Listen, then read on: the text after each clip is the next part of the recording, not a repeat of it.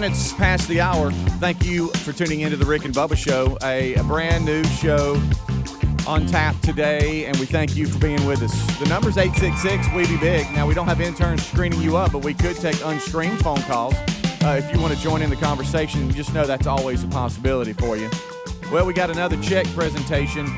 You know, the Rick and Bubba Buffalo Wild Wings charity charge is something we do every month, and it benefits some great charities. And we've been doing this for a couple of years now. This month, another great charity, Never Thirst. And they will receive the check from the last charity charge, and then we'll promote the next one, which is coming up Monday for Lifeline Children's Services. So a lot happening today.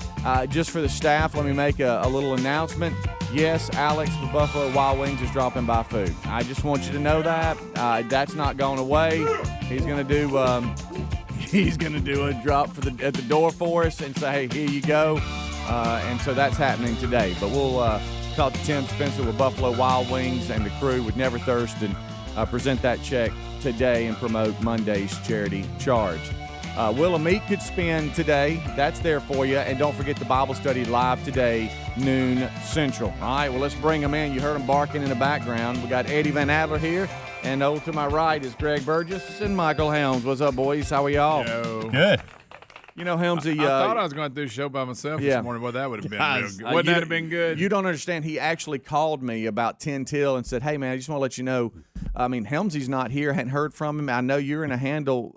I'm getting a best of ready. And I'm like, no, I'm pulling up. I mean, I'm almost here. I'm coming up the hill. Or me reading stories. Yeah. That would have been good. And then we get the Marco from you. And it is the 4:57, worst. I left my house. It is the worst. It is the worst when you can't find something. And well, so you said you couldn't find the keys and just don't take it. So I hit snooze a few times, and I thought, you know what, today's a good snooze day for me based off my calendar. Okay? Based off what I got going on this morning, I can sleep for 20 extra minutes. No big deal. Well, then I count on that one thing, though, did you? Then I said, well, no, I didn't. And then I see text messages from Caroline. Hey, can you do these two things for me before you leave in the morning? Okay. One of them was charge her phone. Mm-hmm. And then one of them had to do with some, I don't know, Dragonfly Max, something for sports, whatever. Dragonfly. Something school related. Oh, yeah. Well, I know Dragonfly well. So then it gets to be about, I don't know, 4:43, and I'm ready to go, ready to walk out the door. I love the times. Yeah, ready to walk, because I looked at my watch. Matter of fact, I grabbed my Apple Watch out of my bag, put it on. It was 4:43, and what that means, if I've put my watch on, it's time to go. That's the last thing I've done. It's time to go.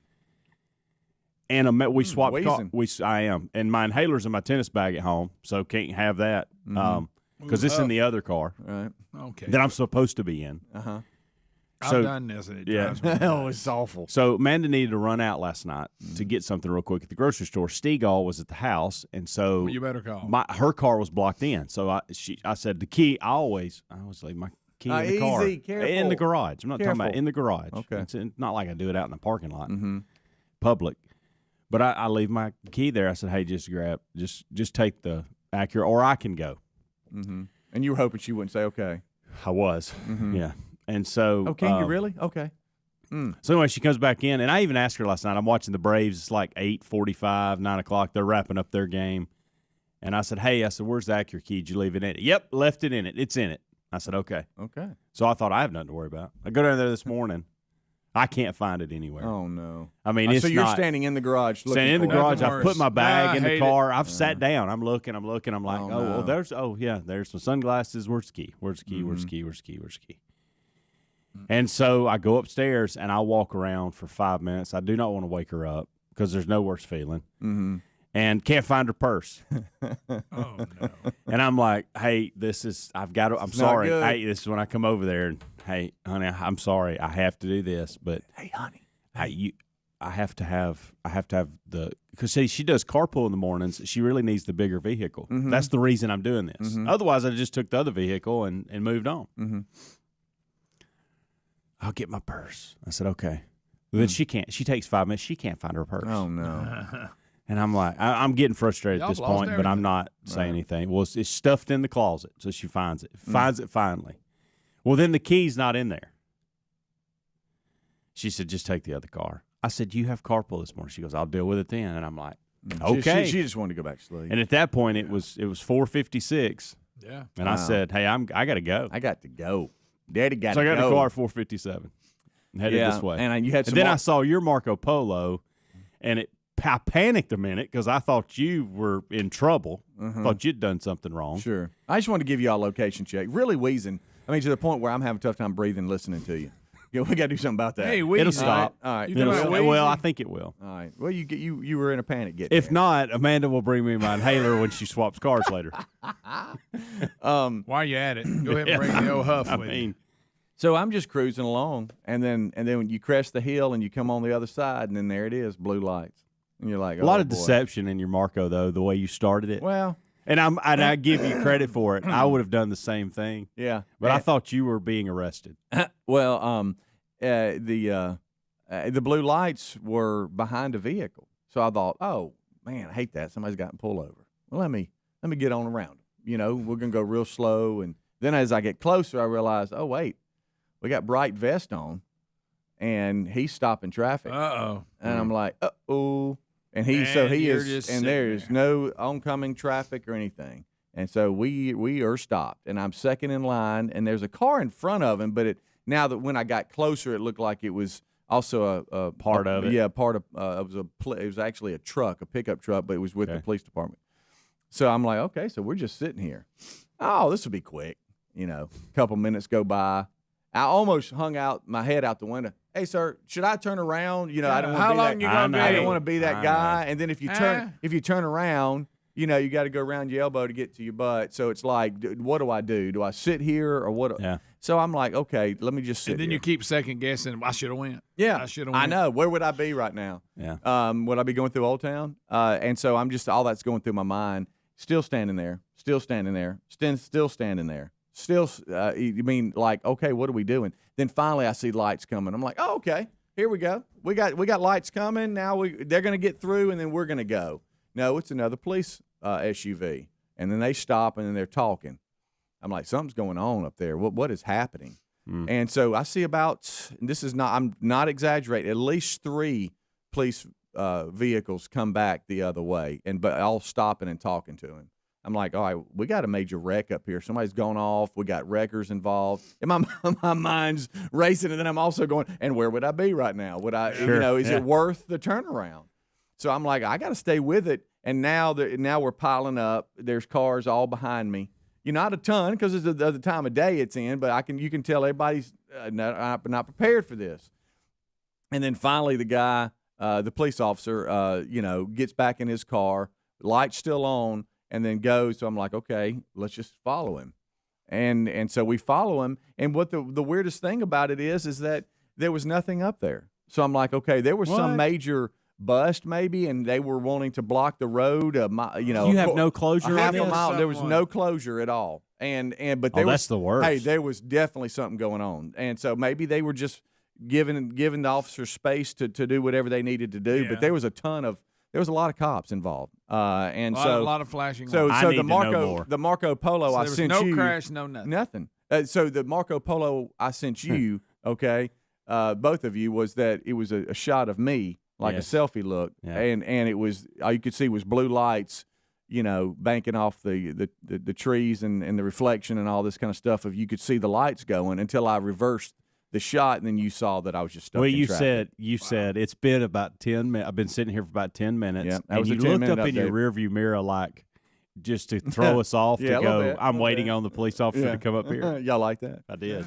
Got me. So that got me so behind that I'm pulling in, 10 till or whatever, and Greg calls and goes, all right, straight up. I haven't heard from Helms either. Do I need to be prepared?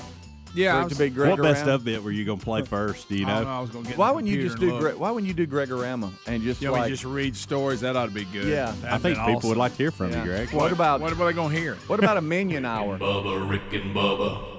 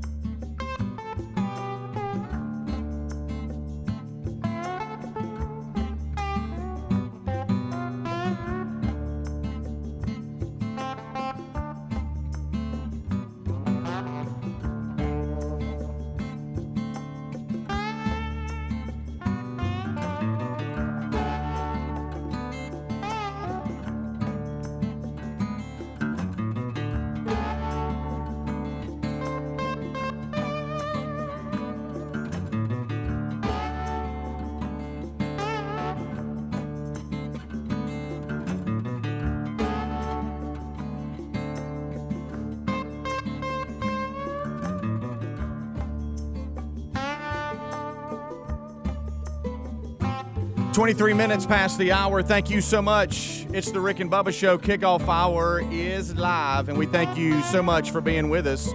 Eddie Van Adler, he has got YouTube live in HD, and the Good Time Gang is here.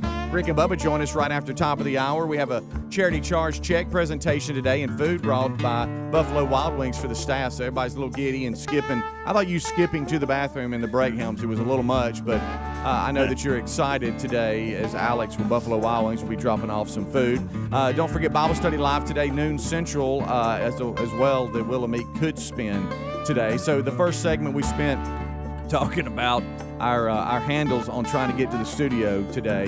Helmsy not being able to find keys, me stuck in some odd traffic moment, which was bizarre, but got here. And Greg, for a second, thought he was going to have to do the hour by himself, which I think he could have done a great job. I reached out to Helium Boy today. You remember Helium Boy? Y'all remember him? You got his number? I did. I do have his number, and I called him to see if I could book him to call the show today, because today is National Helium Day.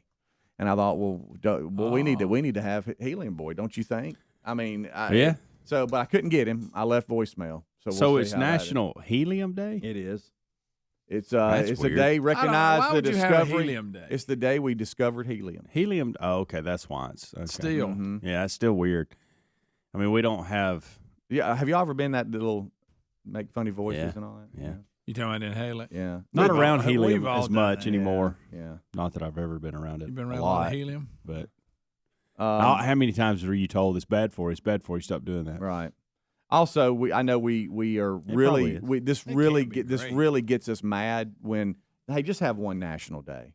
You know. Yeah, we got like 10. Yeah, it's also like National Bad Poetry Day. What does that even mean? See, now we're making stuff. Yeah, up. We're making stuff. Now you're up. gonna get mad. Bad Poetry to Day. celebrate. That's not real. You got all kinds of stuff, and also it's National Fajita Day. Well, I'll give it that. I So like a good anyway, fajita. that's there for you. You like when it's sizzling when they bring it out? I do. Man, I do. great. A lot of times I order it just for that, so I can take that experience in. Man, last night we had shrimp Alfredo for dinner. It was really good. I'm talking about really, really You could good. have brought some. And Terry was like, "Hey, I'm making some dinner over here." You know, boys started calling because they're all spread out, and it's always, "Hey, Mom, did you cook?" You know, that's always the big question, because do I need to stop and get me something on the way home? Don't want to do that, and then you have cooked or whatever. She said, "Yep, I've cooked," and I missed that part. I missed it completely. I was off doing something else, and so I come in. I'm thinking, hey, it's cereal night or something. You ever do cereal for dinner? If it's like nothing's ever been made. That's a bad night. But Not everybody not a does great it together. night. If one person may call that. Yeah. And then I turned the corner, and it's like there's a bowl of shrimp Alfredo. I was like, it made my night. I just wanted to share that with y'all. I was like, wow. I went from cereal to shrimp Alfredo. That changed. Did you have y'all gone? And I think you've gone this route, and I don't think Greg has yet. But we've heard a lot of things over the last 2 years about this. Speaking of food, the air fryer. Yeah, so I've talked air about fryer. it, but I haven't done it. So this weekend we were in Gadsden visiting my parents, and my mom got one. Okay. So she was cooking up a storm with this air fryer. Well, we hadn't been home. We have not been home 10 minutes from coming back from their house, and Amanda goes to Costco and gets one. Oh, really? She has cooked stuff in this air. Like I've had to say, hey, babe, you don't have to cook everything. Yeah. Like, calm down. Right. I mean, it's delicious. It's fast. It's quick. I mean, just the things she's cooking, and it's awesome. Helmsy, we got one for JC, and with it came a cookbook. That's it. Yeah. And so we sit here and just she looks through it, and we go, hey, let's make this tonight. And we use it all the time. She made a piece of fish yesterday for lunch. Ooh, nice. For me, was good. Nice. Well but played. she's going nuts with it. Like, I've had to calm down. I mean, tell her to calm down. Like, hey, we don't have. Not every meal has to be cooked in this air fryer. Well, it's new, and everybody's fired up about it. It is. I've been wanting to dabble. I've just haven't done it. So we've jumped in that world. Yeah. The air fryer world. Well, I mean, welcome in. And it's good. Welcome too. in. I love the way it does fries and chicken fingers. Oh, man, you kidding? Goodness You gracious. can really show up. You can even make like popcorn shrimp. I know. And have like Really? Oh, yeah. See, I didn't realize. last week we had shrimp po' boys. Greg, I thought this was mainly for like the things I just said, chicken fingers and fries. I didn't know you could do just about anything on the planet. It makes really good wings. Yeah, I've heard really that. good wings. Wait a minute. Yeah, Greg, I'm telling you, it's a very strange deal. Look at me, don't hate. And I can't figure out the science behind it. Yeah, that's bothered me a little bit. Like I got to do a little more detailed information on that. Sure, because I don't understand. I may have to jump in even on world. the fish part. Just right. I don't. Well, it's a college student's dream. It is, and so JC had that, and we've got it at the house now, and it I knew you had well. jumped off in that world, and we hadn't yet. The cookbook cookbook's good too, because you think, what can we make, and then you start looking through the cookbook, and you're like, well, man, look at here, I know. This looks good. Yeah. So have fun with it. I know she will. She is. Seems to be a hobby the last 3 days. Yeah. Well, stay with it. She's cooked in the air fryer more than I've played tennis, and I've played tennis a lot. Wow. I'm going to have to get me one of them. Yeah. Anyway, finishing my cereal thing today, General Mills is they're famous for parading out like Count Chocula and Frankenberry and Boo Berry, like during Halloween today, introducing Monster Mash cereal. They're celebrating 50 years of Monster cereals. Boy, Monster excited Mash about cereal. that. How does that sound to y'all? Monster I don't Mash. like any Monster Mash cereal. No, I don't either. I don't either. I don't like it at all. I'm You not want, a big. You want to honor Captain Crunch? Come on. I don't really vary out a little bit. I don't go out with my cereal. Just give me like Cheerios or something like that. Yeah. Rick and Bubba.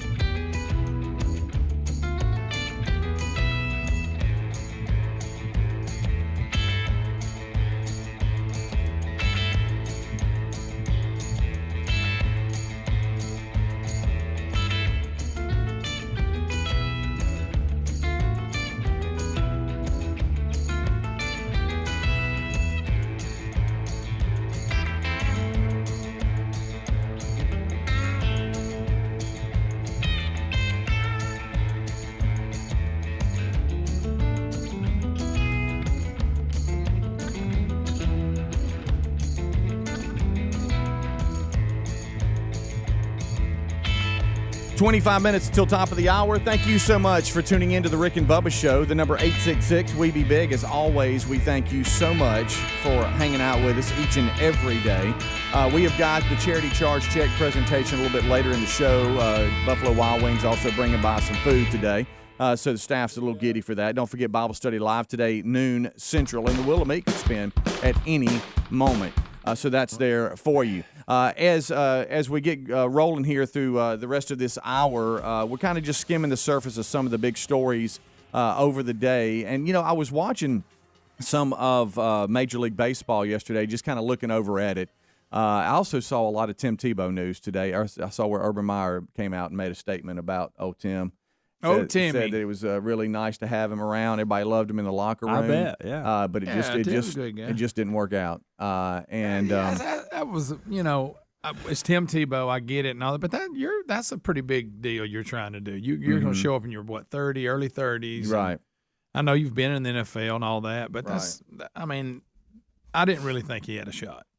I didn't. And that's nothing against him. I'm just saying that's hard to do to a position you've never played. Right. And you're at the highest level there is. I know baseball let you hang around there for a little while, but right. Well, I wasn't sure because we had never really ever seen him, and I knew we had stories about what he could possibly do and things that other teams had tried at practice that we haven't seen. But I thought, well, maybe he's athletic enough and good enough where he can do that. You know, I had no idea, and it obviously didn't work out. But it's going to be hard for him to show up and beat out guys that this is what they've done. Mm-hmm. You know, and they're pro level players, and I've been playing this position my whole life. And Right. Look, you have exceptions like Gates. You remember that he was a basketball player. You've had some guys do that transfer from basketball, but it's they're in their prime and they're not. Yeah. Well, and the age thing is, I think, a bigger factor than anything at this point. And people don't give that enough. I mean, we think he's still 26, 28. He's 34. And in football, that's like 44. Yeah. If not older than that. I mean, I don't know. Yeah. But looking at the Braves, I realized the other night when they swept the Nationals, I guess they took over first place. They sure did. Yeah. The Phillies lost a few in a row. Couldn't believe that. And they won a few. How about that? So first place and won again last night I guess the last two nights. I think last night was the first night in 3 or 4 nights where Dansby Swanson hadn't hit a home run. Mm-hmm. He's been on fire. Freeman's knocking it out of the park. They got another righty from that injury. The kid, I can never say his name, Yanni. He's a right-hander. First 6 weeks of the season, he was pitching awesome, and then he gets mad and punches like the bench and breaks his hand. So he's been out. He comes back last night, and he looks like he never stopped. Yeah. So I hope we they're don't playing get mad well. again. I had no idea. I got tickets it's part of Braden's birthday. Mm-hmm. I got tickets for August 28th, and I didn't realize this. Because I don't follow it enough. I looked and said, okay, the Braves are playing. Okay, good. They're playing the Giants. Mm-hmm. Well, I didn't realize the Giants were in first place in their division. So I'm going to see the first place Giants and the first place Braves. I had no idea that I was picking that particular game. I was looking at dates that fit us. Well played. And so it worked out. Looking forward to that. So baseball. So we have the Detroit Tigers, and they're playing the Angels, and Shohei Ohtani was the pitcher, and a Detroit announcer is in trouble because they claim he made a racist remark. Guys, you're talking about no fun zone. Yeah, my goodness. And Adler, I'm about to play audio of this. I don't know if you can take it or not. To me, this is entertaining, and I think Ohtani would feel the same exact way. We need to lighten up. Yeah, I mean, we have. Let me see if this has it in here. We're kind of slip queuing it here, but let's see what this guy's. Now what do you do with Shohei Ohtani? Be very careful. Shohei Ohtani is coming. That's why he's in trouble right there. Yeah, he has to apologize. Especially anybody in the Asian community for what I said about pitching and being careful to Shohei Ohtani. That's why he's in trouble. How about something about Rick being locked out is owning me right now. Is this the second day in the row he's done that? Yeah. That is just I'm seeing him through the window. Guys, again, okay, 2 others. In this particular situation. So here it is again. So we're to the point. Hey, I'm gonna say something. There's a lot of Asian people, if they're not from America, that's how they say. I'll be honest. Okay? I wish Shohei. I don't mean that they're bad people. That's how they talk. If you want to make fun of somebody from the South, you're going to talk with a Southern accent. Yes. Well, I mean, how is that? If we're offended by that, he had to apologize hopefully not. over it. Man, he's got pipes. I promise you, there was not one person of Asian descent offended. Now they may be. Shohei was in the dugout going, "Man, I wish I could speak English like that." Yeah, he would. Right. I'm just saying, come on. I mean, well, he's had to issue an apology, and now we're wondering if he'll problem. actually keep his job. That's Unreal. crazy. Wow. That is absolutely. So he'll what have to was go so to some horrible? sensitivity training, I'm sure. What was so horrible about? So we're acting like that. There's people that don't make them less a person, but we have accents based on where we're from, right? Well, you can't and isn't that turn from a movie? stereotypes. Wasn't there something in a movie, a line? I can't remember what it was from an Asian character, and it was that's basically what he was mocking. Seems like I don't know, Be but very, very careful. yeah, now don't you get in trouble? Well. I mean, is it from Gremlins? I'm not apologizing. Did he say that in the Is that what Gremlins it when he is? bought the Gremlin from the guy? Shohei Ohtani. Be very, very careful. Shohei Ohtani has come to the plate, and it's been brought to my attention, and I sincerely apologize if I offended anybody, especially anybody in the Asian community, for what I said about pitching and being careful to Shohei Ohtani. I did not intend for any offensive thing, and I apologize if I did. Certainly respect and have the utmost respect for this guy. That's Jack Morris, the Detroit Tigers announcer. Is that's the Jack Morris that used to pitch, isn't it? I don't know. Or is it? I think this guy's just like a Hall of Fame announcer. All right, so let me ask you this, and this is unfair question, you Speedy. You may not have this in the story because we were just talking about this coming back from commercial break. I want to know who told him it was offensive. Yeah. Oh, yeah. I want to know how told. long in the Right. game, like if he said it in the second inning, did it go? Did he make the apology in the fifth? Like how long? How many innings went by? It says here shortly after making his comment, he apologized. So I wonder who told him. Oh, somebody had to get in his ear. Did somebody start blowing him up on Twitter, the fake world out there, or did a producer go, hey, need to throw out the apology? Because that's what we do. We apologize for everything. Yeah. I love this one, though. I don't know why I have to, give it in this voice here.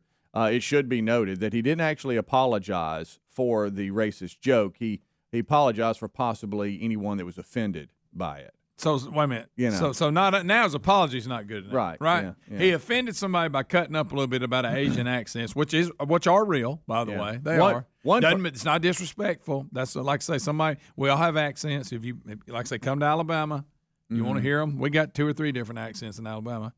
I mean, my goodness. All right. So Everybody says needs here, to lighten the crap up. Helms, it says it's unclear what motivated Morris to apologize and if he faces any consequences for his remarks. Of course, everybody wants to weigh in now. It sure sounds like he's mocking Japanese players, someone said on social media. Also, one person watching the game says that he should face consequences for what he did. Oh, so by the way, this is the same Jack Morris that pitched that we all. Is it? Yeah, absolutely. So this is going to grow into something else, I'm sure. For the Twins? He had played for the Twins for a couple years, played for the Toronto Blue Jays for a couple years, and then the Cleveland Indians, and then Detroit Tigers. Where he started his career. Because at first I thought it was the announcer with deep pipes that was Jack, but Jack comes in after this. So I think it's. I thought. Now what do you do with Shohei Ohtani? Be very, very careful. So see, it's not the announcer with pipes. Guys. So it looks like he just does color. He was a good pitcher. He had pitched 250 plus wins. I don't think he ever made it 300, but he was a good pitcher. He was really good. So now 4-time World Series first champion, of all, by the way. How about that? How about he apologizes? Right. But then his apology, he didn't apologize right. Because he didn't apologize for saying it. He just apologized for who. What's the difference? What is the difference? Well, he didn't apologize for. Well, he doesn't have anything to apologize for. Everybody is again. Here we go. That's where we're at. If we are down to this, then everything else is just peachy keen when it comes to race or whatever. Because if we're down to this, we must have taken care of all the big stuff. But he did say off in there. He said, "I didn't mean any disrespect to him." He did say. Well, he didn't even have to say that. Shouldn't have been acknowledged. To eat. Yeah, I mean, good night. What half-head think of it? Right. No. Let's see. Let me just see here how he apologizes again, so we make sure this apology is good enough. Ohtani has come to the plate, and it's been brought to my attention, and I sincerely apologize if I offended anybody, especially anybody in the Asian community, for what I said about pitching and being careful to Shohei Ohtani. I did not intend for any offensive thing, and I apologize if I did. Certainly respect and have the utmost respect for this guy. So he did both. He said I apologize if I offended, and he said I apologize. What guys? We know this. Well, if you weren't offended, he don't owe you an apology. With this bunch of politically correct idiots that we have in our, it's never enough. It doesn't matter what you give them. Right. You can go above and beyond. He apologized. He didn't mean you can go above and beyond, and they're never satisfied. Golly. Never. So that's there for you. So Detroit Tigers drama after Jack crazy. Morris. I love too how everybody's just always just gone ahead and labeled it racist remarks. Right. Racist. So if racist. you, The word they racist. don't know Jack Morris's heart. Right. When So it comes to race. if you don't listen to it and you just read the headline, you don't know what he said. You're like, what in the world? Oh, I did. I thought he. Yeah. Yeah. Rick and Bubba, Rick and Bubba.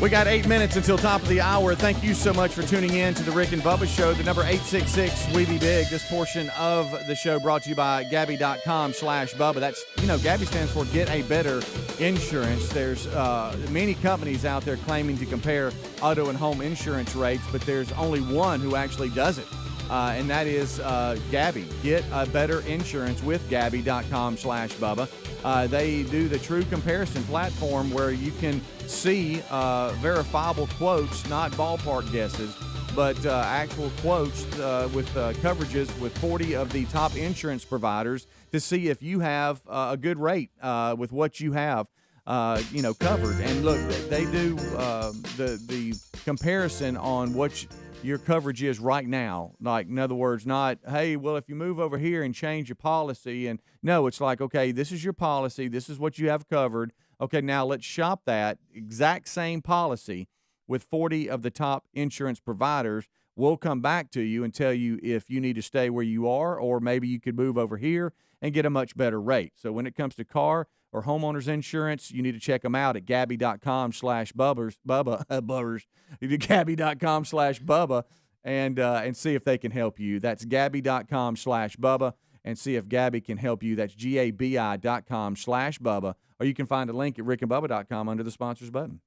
All right, so when we come on, we're coming back. We're kind of discussing a topic in the break. We actually have unscreened phone calls just to flash in here too, but we want to get into something real quick, and we'll try to get you if we can here before top of the hour. Those of you that are calling, but Helmsy, you say that you experienced something odd yesterday, but it's a great story, but it took me a minute to figure out what was going on. And so, this year I have determined I'm going to get my back into a situation where I can continue to play tennis and do some things I hadn't been done in a while, and I've done that. I've got to that point, and so the kids go back to school. I got a lot of time on my hands, and so I have been swinging a tennis racket a ton. And so on Tuesdays, I do this clinic where I go where it's like 8 men. It's an hour, and it's almost like I'm at a clinic. It's almost like it's a cardio. Where are you type, going to the clinic? Cardio type tennis clinic. And guys, I'm gonna be honest. At one point yesterday, I looked at the clock and thought, so you got another 25 minutes of this. Like, are you gonna get through it? So what do you have? You have like a coach or somebody? So there's two coaches and then 8 guys. And the guys are, I'm probably anywhere from 35 to 60. Okay. We'll say that. And we get after it for an hour. Like there was a time yesterday I was struggling. But anyway, there's a guy in there, and I'll leave his name out just because I don't think he would mind me talking about this, but I didn't know it. I had never met him before. And I got to noticing, he's a really good player, but I got to noticing every time he went to hit a ball, he would rotate his head. It was almost. What do you mean? Like looking out of the corner of his eye? Like, yes. And so, like, I mean, well, you got a tick? He would not, Greg. Yeah. No. Huh? You don't. Yeah, so he would, right. As the ball was coming to him, he would turn to the left, and then he would hit. Almost like he's looking. It's almost like his head is on a swivel, almost the way he's giving you a head fake. He's looking away. It was the strangest deal. I'd never seen this before. Well, come to find out, really good tennis player. Okay, yeah, and come to find out, he's blind in one eye. And buddy, I'm serious. I'm not making. No, this I'm just up. saying you're trying to hide his identity. If he's a one-eyed tennis player, everybody probably goes, "Oh yeah, that's Johnny." So listen. Yeah, I love how he's like, "Well, I'm not going to say. I'm not going to say who it is. I promise you can narrow it down." Yeah, in the tennis community, that's the one-eyed tennis player. But it was unbelievable what he was doing with. I mean, look, he would. Has he got a patch? No. No, it's not like he doesn't have an eye. Well, he here's just the thing, can't Greg. See out of the other one. Until the clinic was over, and I was talking to somebody later on in the day that actually brought this particular man's name up. I'm like, oh yeah. I was like, I almost said it's the guy that he does something weird with his head before he hits, and he goes, hey, he's blind in one eye, and that's and I'm like, well, that makes that's why he does this. That's impressive, though, and it is impressive. And I'll say this because he would, like, on the backhands, I want to say he was right eye dominant, and so he couldn't say out of his left. And so when he went like for a backhand, he would turn like to hit the ball. He would turn his head like this. Greg, please don't miss what he's doing. And then on this side of here's what it would look like. he would kind of, it was just I'd name never ain't seen Jack, this. is it? And so here's the thing: when you're playing doubles, Greg, that's so good. When you're playing doubles, a lot of times when you're volleying at the net and stuff like that, and your partner, you don't know where they're at on the court. You're reading the eyes of your opponent to see where they may go. He's got maybe try advantage. to anticipate. And so it was very hard to realize, okay, where's he hitting the ball here? I don't know. It was amazing what he was able to do. Amazing. Yeah. Well, it is. It is amazing. It was just different. I hadn't seen it. Guys, okay, y'all want to know what was going on in my day? That's what was going There's on in nothing my day. offensive. All right, about so- it. It ain't like you spoke in an Asian accent. Well, that's You're a good. great point. Really. Yeah. So You're so good. close one eye, and what? I don't know that I could do it. Could you function? Well, and I think about like the. See me swinging? Yeah. I mean, that's hard. Did you say? And did you hard say? to do. That's hard to do. Did you say he? I don't wink well, so when I can't really don't close wink one well? eye. Have you had the conversation with him about? No, have not. So I've you not. don't know if this was his dominant eye that he still has, or if he lost This sight is out of the dominant other one. now. Yeah, I don't know. I know that, but I'm just saying. Imagine if it I have wasn't. no and he idea. had to readjust. Huh? I got a lot of Shooting a questions for rifle. it. That's tough. Yeah. Don't know how it happened. Don't know how long this has been going on. And I mean, I don't really know the guy But at all. all right, let me ask you this: if you hadn't played tennis with him and saw how he was turning his head, would you know that he was like? If you just saw him, like when you're talking to him face to face, does it look? Does No, it look like not at all. Like, Not at all. Does I he had have no one eye that just. Matter of points? fact, we were partners at times yesterday, and would talk and communicate and all. And I was like, I had no clue. Wow, I'd like to see you approach it. Hey, if I wouldn't have had the exchange with another guy later on in the afternoon, I still wouldn't have. You'd have thought I would have that's thought it just- was just a guy that turned his his neck move. roll before he hit a tennis ball. Yeah, and Hey, what's wrong with his they're neck? out there. Helmsy, he's blind. I'm like, Oh, he's really? got quite the setup. Like Yeah. he's, his prep to hit Yeah. is. Well, yeah, I mean, I think you need to approach it with him because I mean, you were legally blind. Oh, I got at a one lot of time. questions I want to that's ask true. you. I forgot about that. Yeah, Benny hey, Hinn healed you. Yeah, And please see, you don't forget can't. that. I'm breathing so hard and can't hardly get through it. I can't talk about it during the clinic. Right. I just got to get through the clinic. Yeah. He's a good player. Rick and Bubba, Rick and Bubba.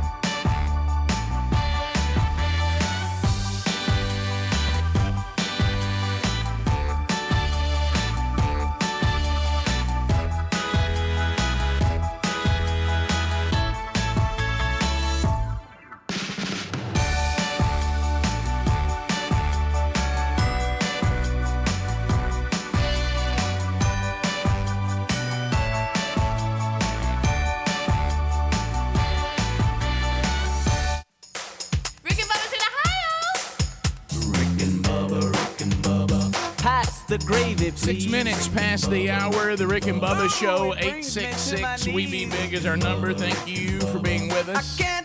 All across Rick and Bubba land. Day without we start this hour with a national anthem.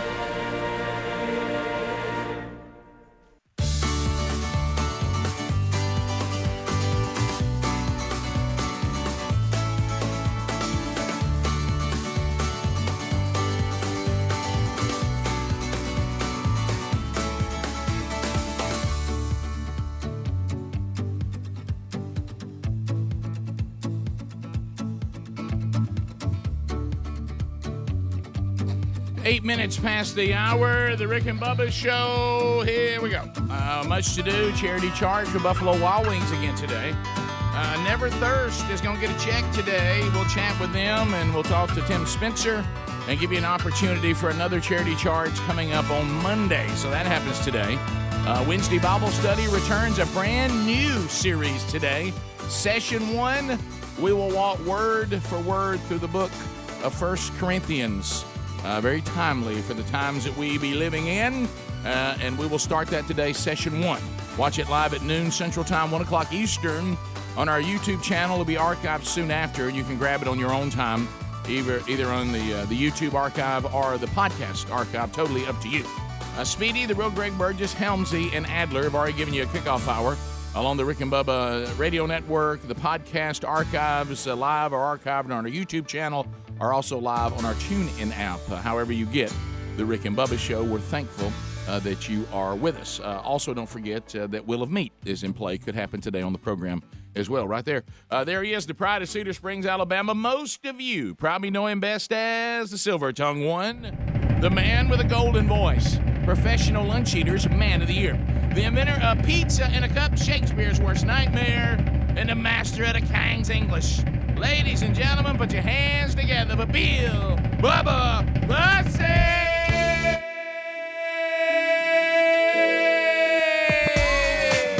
Howdy, Bubba! How about it, Rick Burgess? Friends, neighbors, associates everywhere.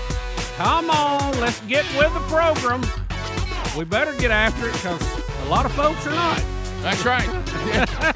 This wagon's getting heavy. We need a few more pullers in it. What do you say? Well, I see your face like the morning sun. It's starting to shine. Yep. Starting to shine.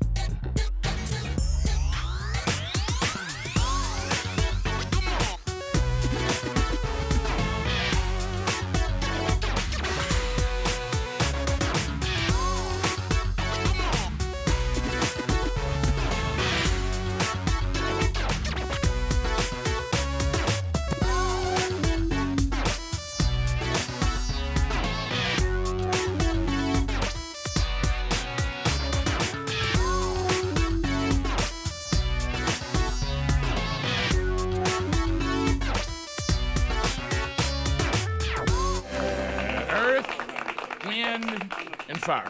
Wow, who would have thought we had another 200 and something elements? Oh man, we got a lot of them. So, and Greg, I want to correct you today. I have not forgotten my office keys 2 days in a row. I've forgotten them 2 out of 3 days. Okay. Okay, I forgot them. You did have one day between. I forgot them over the weekend. Didn't have them Monday. I actually got everything yesterday and forgot them again today. Okay. Well, what's happening? A couple things happen. You having a little trouble finding your key. Well, here's the thing: these fobs, here a fob, there a fob, everybody a fob. Everybody get Fob James. I call our fobs at our house Fob James after the old Alabama governor. A lot of people don't even know what I'm saying. Sherry was like, "Why do you keep calling these things Fob James?" But anyway, so. The fob for the big lift kit, the Ram 1500 with the lift kit, the fob for it is so big that you can't really put it on a keychain with your other keys because it's just now you're wrestling a giant like a metal spider. So I keep my fob separate, and that's fine unless you're old and forgetful. And then you leave with your fob because as long as you get in your truck and go, you don't care. And then you leave your office keys on your desk. So that's what keeps happening because they're separate. And maybe I just can't function in that world with keys that are separate. Maybe it's too much to keep up with. Yeah.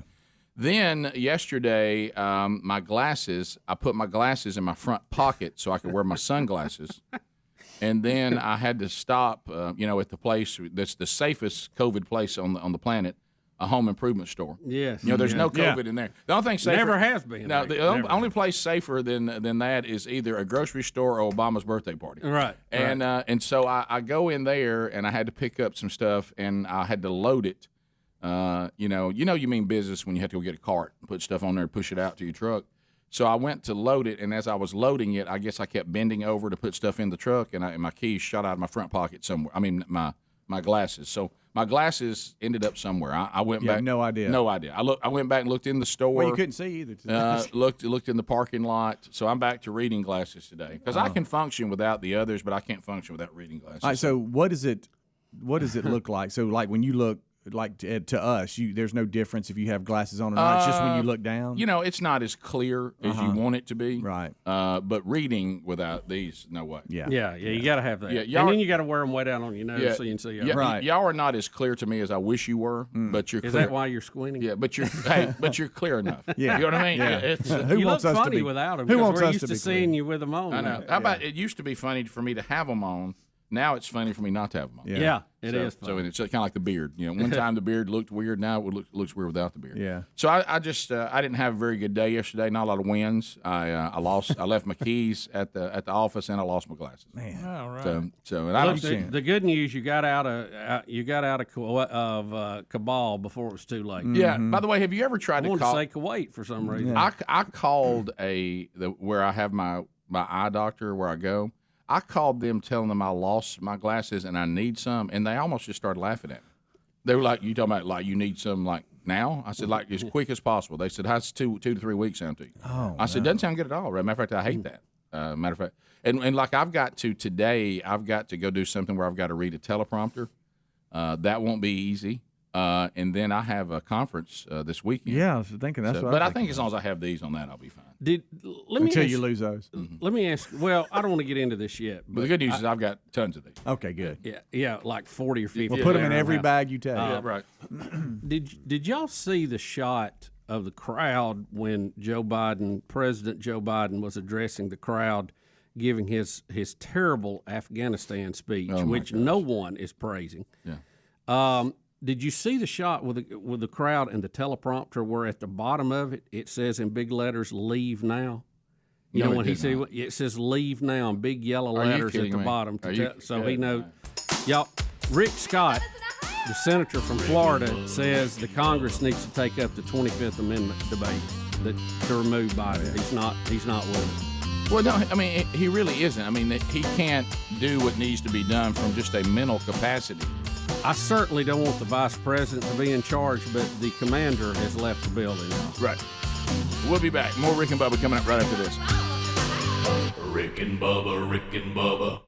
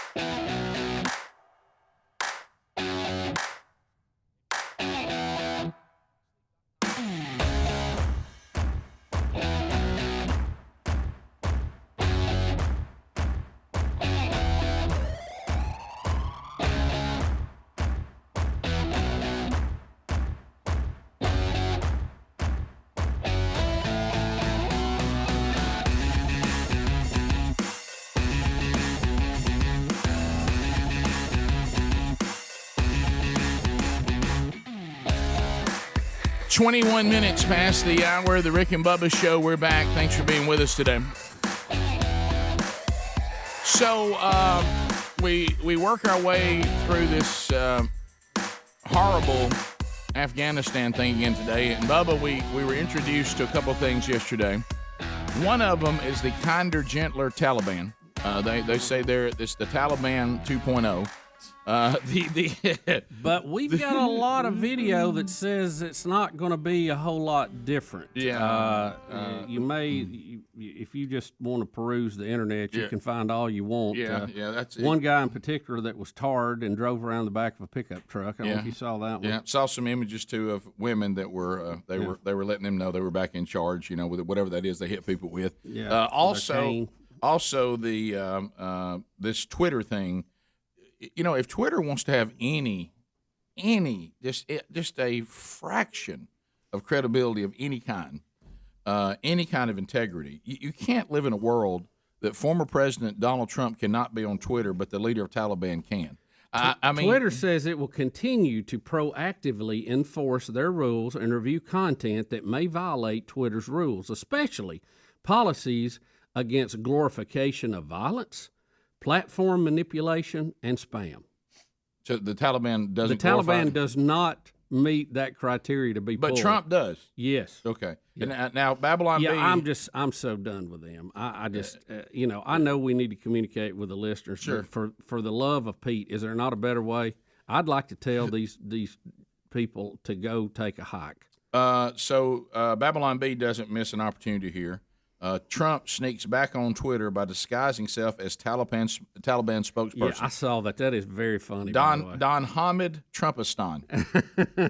Don Hamid.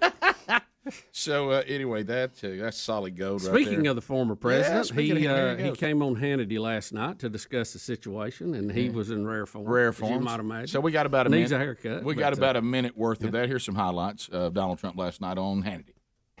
And beyond embarrassment, this is something that it will affect our relationships for years to come and decades to come.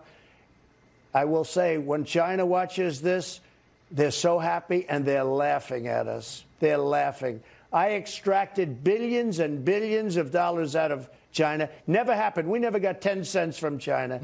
Billions and billions. They were so happy to see a rigged election. They might have helped it along, actually, but they were so happy. But, Sean, I'll tell you what, this is the greatest embarrassment that I've ever seen. This is, and you know it better than you do an incredible job in covering it, and I appreciate it. The whole country appreciates it. This is the greatest embarrassment in the history of our country. There's never been, and let me tell you, we haven't stopped. This is not ending. Again, we have all of those thousands of Americans over there and others. And you're saying, how are they going to get? They have a Taliban ring around the airport. They said nobody else. Now, they're saying we'll negotiate, but do you really think? I mean, their history is that they're very brutal and they don't like to negotiate. That's their history. And Biden put us in this position. Now, Bubba was telling me that people have been wondering about Trump. Trump didn't want us to be there either. But Trump answered last night why we did not leave in May, which is something Biden tried to throw around. And he said, we didn't leave in May. I'd reduce it down to, 2,500 troops? Yeah, it was from 15,000, yeah. And he said, we didn't leave because the Taliban had to meet certain criteria for us to leave, and they wouldn't stay where they had to stay for us to leave, so we didn't leave. But with only 2,500 combat troops there, and with the contractors that were keeping the airplanes flying, we could air support and keep them at bay. And that's what it was. There was no Taliban problem on January the 16th or whenever it was Trump left. So that's the reason. And Biden stayed with the agreement. They didn't leave in May because they had not met certain standards for this. Biden will tell you, Trump made this deal. But then he didn't do away with the deal like he did away with every other deal Trump had done, right? Which he clearly had the ability to do that. But it's easier. The only governance that Joe Biden has had is to blame Trump for everything. Right. And it's kind of a broken record at this point. You've been president 7 months. You signed how many hundreds of executive orders? Really? Really? Well, it sounds like to me. Blame Trump for low gas prices. Blame Trump for when there was peace in the Taliban or in Afghanistan. Anybody enjoying that inflation out there? It's a doozy. Yeah. Priced anything like you realize that when the prices of everything go up and the service we get goes down, everybody's affected, not just rich folks. Matter of fact, I would say once again, rich folks probably not bothered by it near as bad as everybody else. Because that's the beauty of if prices go up, who do you think that hurts the most? People with a lot of money or people that are going from month to month? So it is interesting every time we think this wonderful left party is all for the working folks and we're going to go get those rich people. But I got news for you. Everything costs more right now, and that affects everybody. Yeah. Everything costs more. And the services are worse than they've ever been. And the efficiency is horrible. You can't get anything, and when you get it, it's priced through the roof. And that's just going to continue. If the way we're approaching these policies and the way we keep printing money, good gracious. I don't have the rundown sheet. Is there any more of the Trumpster from last night talking about his agreement with the Taliban? Not that I know of, no. But wasn't that what it was? Didn't we just explain it? Yeah, we did. Well, he went into detail about the deal, right? And what he told him, basically setting the bar on like this is. You'll be okay if you do this, but if you do anything else, then the force of America's coming down on you. And the only thing that the Talibans of the world understand, and Trump said this last night, Bubba, and according to what you heard, is that if you'll do this, we will leave. But if you don't, we will come after you with so much force and we'll annihilate you. It was a goalpost agreement. Right. You had to meet. If you want us out of your country, if you want the evil invaders to go home, you got to act in this way, and we will systematically leave at the appropriate time and quit spending $1 trillion over there. Yeah. So I guess Biden came in and said, well, you don't have to meet that criteria anymore. We just want to leave. We're just going to cut. That's what it looks like. Run. I mean, cut and run, and it's left total chaos. Right. And buddy, it is a mess. It is and I love when people are saying, hey, look, don't compare this to Saigon. No, it's worse. Yeah, you're right. It is worse. And here's what Trump is worried about. He mentioned it there. There's still 30 to 40,000 Americans in Afghanistan, and he is very much afraid they're going to be held hostage. Yeah. And they're going to demand that we clean out Guantanamo and God knows what else around the world to get them out. Well, let's face it. If you love to take hostages and there's 30,000 of them around, you got a lot to deal with. Let me tell you something. You're fishing. You're fishing in some really, really good water. But he even talked about it last night. He said, "Look, when you leave, you get the military is the last people to go. That's right. You get the civilians out first, then you get your equipment out, then you get the military out last." Well, you heard Zeller. Zeller was so mad when he got mad at Brian Williams yesterday. He said, "I don't know what speech you heard. I've been talking to this administration for months on the way to do this to minimize the problems we now have, and they just ignored me on all of it and did exactly what we said not to do." So we'll be right back. Rick and Bubba, Rick and Bubba.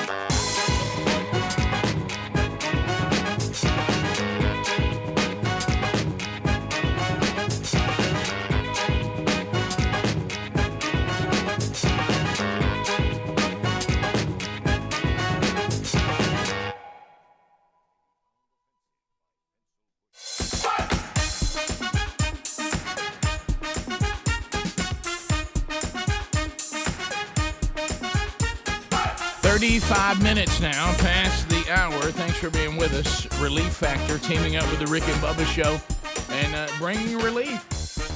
Bringing relief. Let me tell you, if you are struggling with pain and it's tied to inflammation, you really need to try Relief Factor. We've all used it. It's really helped us. We think it's going to help you.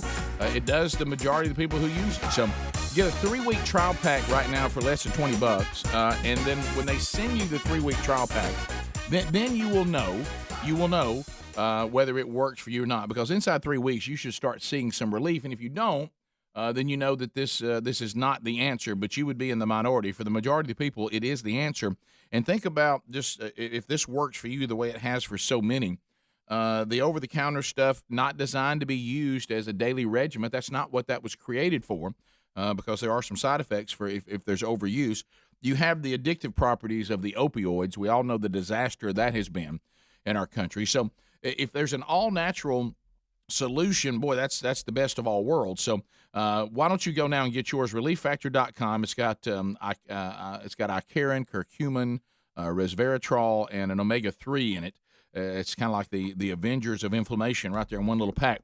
So go to ReliefFactor.com to learn more. Also find a link at rickandbubba.com under the sponsors button. So we continue to look at this this situation involving our country and the Taliban and the disaster that has been this withdrawal from Afghanistan. So we let you hear from former President Trump. He was talking about the deal that he had with them, trying to clarify. Now, National Security Advisor Jake Sullivan is going to give us the bad news about the amount of military weaponry that has now fallen into the hands of the Taliban that of course, was our stuff, the latest and the greatest. And here is that video clip. Yes. So, what happens to the billions of dollars worth of weaponry that the U.S. gave Afghanistan? Does the U.S. have a plan for that, or does it remain in the Taliban hands? We don't have a complete picture, obviously, of where every article of defense materials has gone, but certainly a fair amount of it has fallen into the hands of the Taliban. And obviously, we don't have a sense that they are going to readily hand it over to us at the airport. No joke, Sherlock. Bubba. Now, a fair amount of the greatest weapons the world I'd like has to follow up. How much is a fair amount in U.S. dollars? I want you to listen to this. Somebody, the National Security Advisor for the United States of America, just said the following statement. The Taliban, or Taliban, however you want to say it, they have a fair amount of our weapons, and we're just not quite all that confident they're going to hand them back over to us at the airport. Yeah, I think you can be real confident of that. Can you imagine? I mean, it's we've upgraded their military 100 years. As you said, that's a pretty good 20-year wait to just go back in power with more stuff. Yeah, they've made quite a deal. But remember, this is going to be a kinder, gentler Taliban. Yeah, you can count on that. Ask the guy who was just tarred and driven around the city. Yeah. He didn't look too good, did it? So they're going to end up with a lot of weapons. Now, we've all been seeing this video yesterday of the U.S. military cargo plane. We see these people crammed into the bottom, look at this, of the plane. Wow. I don't see a lot of masks. I don't see a lot of passports or visas. We don't know who these people are.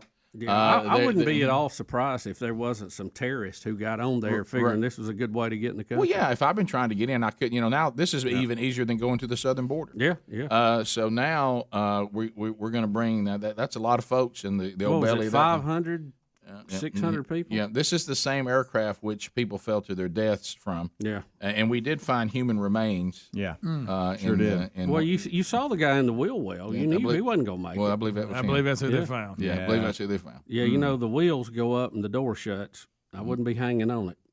No. Did you see the guys too that were shooting the video that were hanging on it as they rolled down the runway? I don't know if they fell off and people got their cameras or what. I don't know.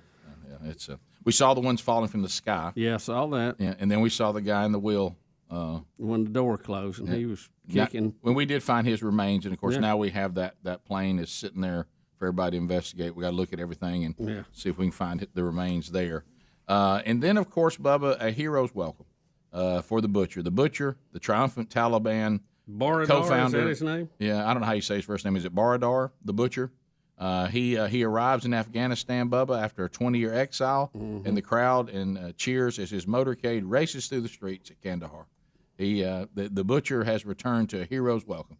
Here he comes. The butcher's back. You've heard Elton John's song. This is the butcher's back. Yep. He's back. He's back. The butcher's back. And he is returning to Kandahar to a hero's welcome. You know, there is one point of resistance in this, and it's the former vice president who was a warlord prior to all of this and came over to the U.S. side. Him and his small army are fighting a pretty good resistance movement, we're told, north of the main city there, about 80 miles north. And they have never been conquered, by the way. They have never been conquered by the Taliban or the Russians or the Americans. How about that? And they're fighting the Taliban. They must have a great place to dig in. Buddy, they're not some of those that cut and run, apparently. Good news for all of the animal lovers and PETA out there. U.S. military dogs have been evacuated from the city's airport. So we do have the dogs out. I want everybody to know that. Who let the dogs out? Yeah. Who? The military dogs. I'm glad they got out. Yeah, you know what? They're a valuable asset for us. Thank goodness they're out. Now, I wish we'd have got a few more of them Apache helicopters with them. Yeah, I tell you what, if some of them would have fell out of the plane, I think some of the leftists would be ready to go back and get the Taliban. Right. But anyway, so they are out safely. We're glad to hear that. And then, Bubba, the bizarro world of President Biden versus Senator Biden. Have you heard this one?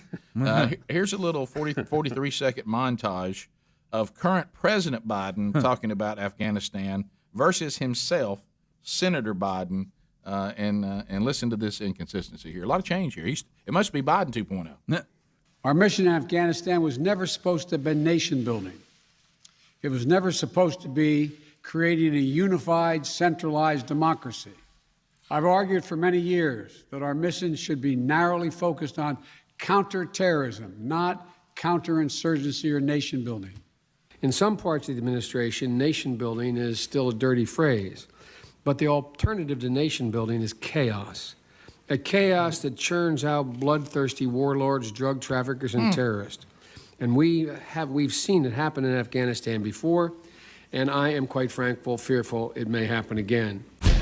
So the president said he's never, for years, he said we don't do nation building. He said, but he said it was a good thing. He must have left out 2003 because there he said, there he said everybody quit acting like this is a dirty word because what you're gonna have then is just chaos if you don't nation build. Yeah. So it's it's as if. How about that? Does he think Senator Biden 2003 was a lot closer to the truth?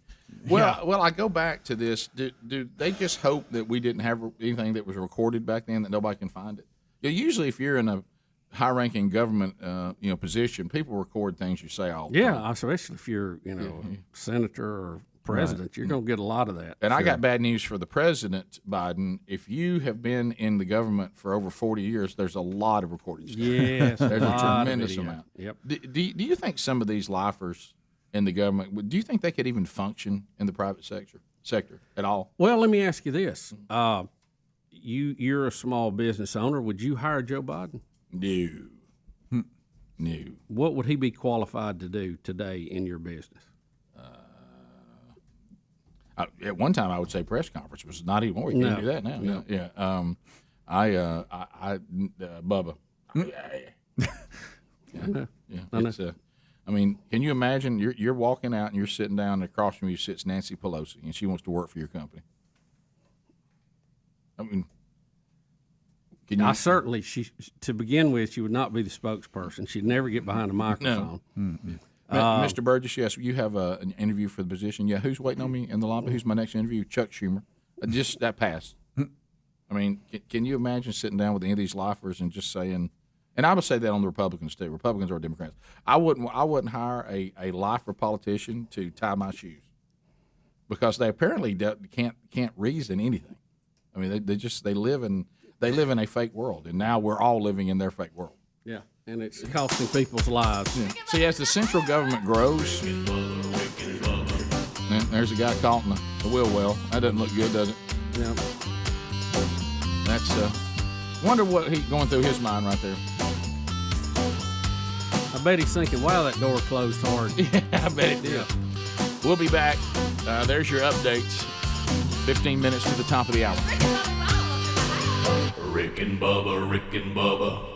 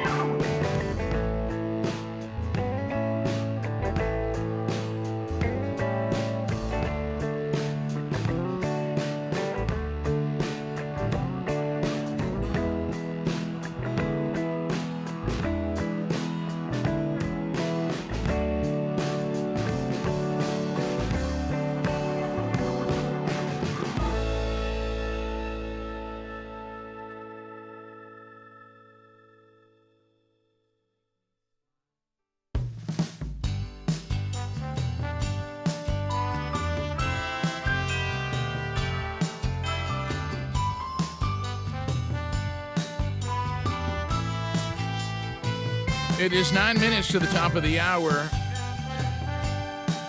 The music from Don McLean coming back from the break, American Pie. I can't recall any more songs from him other than this and Vincent. The other, I'm sure he did others. None of us remember them.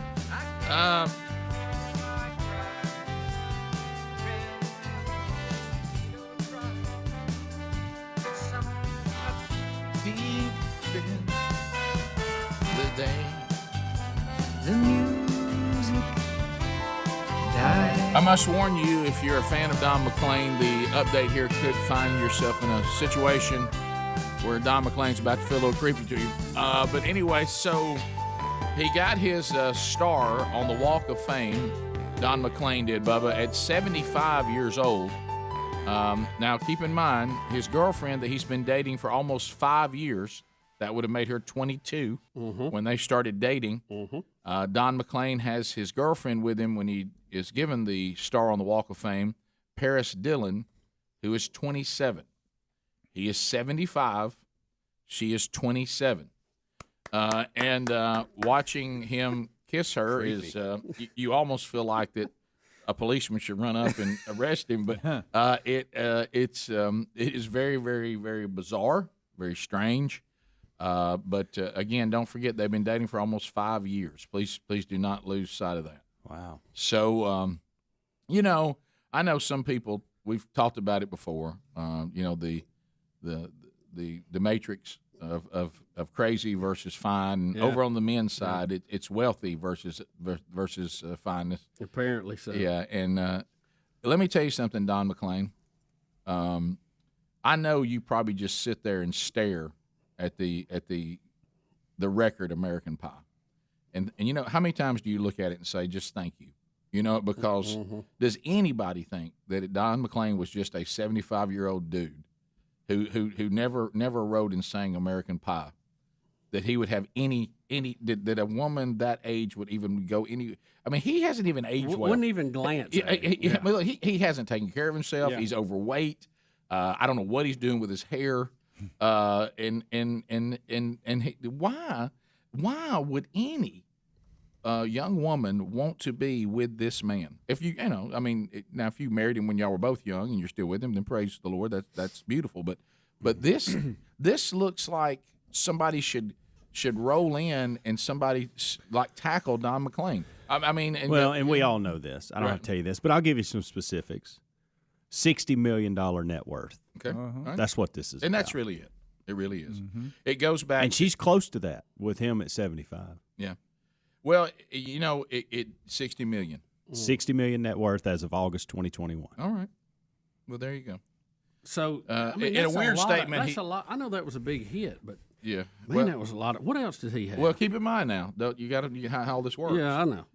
He had the big hit. When having the big hit, he wrote it and sang it. So he gets a double dip, and that's back when music sales were it. Yeah. Now if he came out with American Pie today, unless he wanted to go on tour, he wouldn't be making that kind of jack on a hit record on the streaming and all that.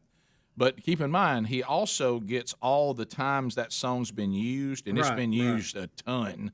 He gets he goes on the road and he gets paid. I mean, he's put together. But that's $60 million's a lot. That's a lot. Yeah. But it was a big song, Bubba. And he had Vincent too, which was also a pretty good hit. Makes me feel weird every time I hear it. But like for instance, my son who is 20 years old, he loves American Pie and can sing every word of it. Mm-hmm. So it's timeless. And but this, when he says this, love is the most important thing you can have. You have to love somebody. Hate is such a burden. It's a complete waste of time. And then the next phrase, I love my children. But if you love your children, would you date someone that's younger than them? It's now I don't know how many children he has and what their ages are. I'm just going to assume if he's 75, I'm going to assume his children are older than this woman. Yes. Yeah, substantially older, I would think. Right. I think they're in their 40s. Right. Around that. Right. So that's just. Yeah, they may have babysitter. There's something about that your daddy is now dating, like you said, Bubba, possibly a little girl that you his children babysitted. I mean, it just gets all weird. It really, really does. So it's not a good look. I'll give you that. In October, he talked about his ex-wife, I guess the mother of his children. Listen to this statement that he made to the Irish Times. I can truly say that my ex-wife is the worst person I ever knew. There's nobody that compares. So does that mean the song was actually worth $120 million at one point? Right. Yeah. He said, did she relieve him of half of it? he said the love letters that she sent me all turned to salt. Gosh, that's funny. That's good stuff right there. So there we go. So Paris Dillon, I'm not familiar with her, apparently, but anyway, so. He says, we have no plans to ever break up. Well, Don, I don't know how to break this to you, and I don't want to be that guy. And I see you smiling just like that old man that married what's-her-name, Anna Nicole Smith. But what I'm saying is she's not going to have to wait too terribly long. I don't know if you've seen your just look at your calendar. And then she'll say, bye. Yeah. So anyway. Do y'all personally know anybody that's 75 and 27, and just in your mind, that's what it would be like? Put them together? Yeah. That's a good one. You realize I've got to get down to like my third kid to find a kid younger than her that I have. I'm not going to tell y'all what the image I had. Wow. That's a rough I know ride. some that's got a pretty good gap, but, it might be, and I'd be guessing, 70, 50 maybe. Okay. But that's a long way from Yeah, it is. 7 to 25. Look, 70, 50 sounds like completely normal compared to this. Yeah. I mean, this is, my goodness, guys. I mean, this is, I mean, it's like, is there no one that said to him, I know he didn't care, but is there no one who said to him, this is wrong? This just doesn't feel right. No, he probably had 60 million reasons he could do what he wanted to do. Mm-hmm. When I always think about this. So Don McLean, the day she was born, was 48 years old. Right. Yeah, that's what I was thinking. Okay. So picture that. So I want you to imagine, like, he'd have been changing her diapers at 50. I'm just giving you a round figure here to that's work over with. the line. Right. You got there's only. I mean, don't. Golly, you're right. Like his granddaughter. Oh, maybe great granddaughter. Yeah. I mean, guys, come on. I mean, it's. But again, I guess it shows you. It goes back to one of the funniest lines. I don't remember what comedian it was. Greg, you may remember it. What comedian it was when they used to talk about how, Johnny Carson's sidekick Ed McMahon. Mm-hmm. They kept saying, why does Ed McMahon laugh at everything that Johnny Carson says? And somebody said, I'll tell you why. And they threw his salary out there. Mm-hmm. Yeah, $3.5 million a year, I think it was at that time. That got to be more. So when somebody says, why is this model, because it looks like that's what she does for a living, why is she with this 75-year-old man? And you know what somebody says? There's 60 million reasons she's there. And, I mean, I'm not saying that that's why she's there now, but it has to be why I gave it a shot in the beginning. Yeah. You know, I mean, just so how about this? Star on the Walk of Fame for singer-songwriter Don McLean, and he celebrated by kissing his 27-year-old girlfriend, who he's been dating for nearly 5 years. Top of the hour. Rick and Bubba, Rick and Bubba.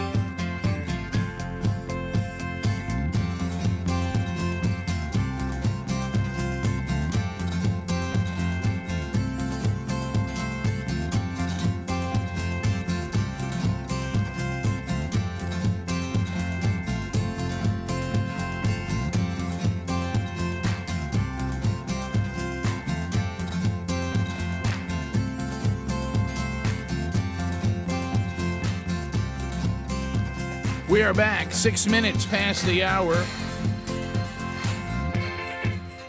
Rick and Bubba's show. Speedy, the real Greg Burgess, Helmsy, and Adler. Team Rick and Bubba all here today, and we thank you for being with us.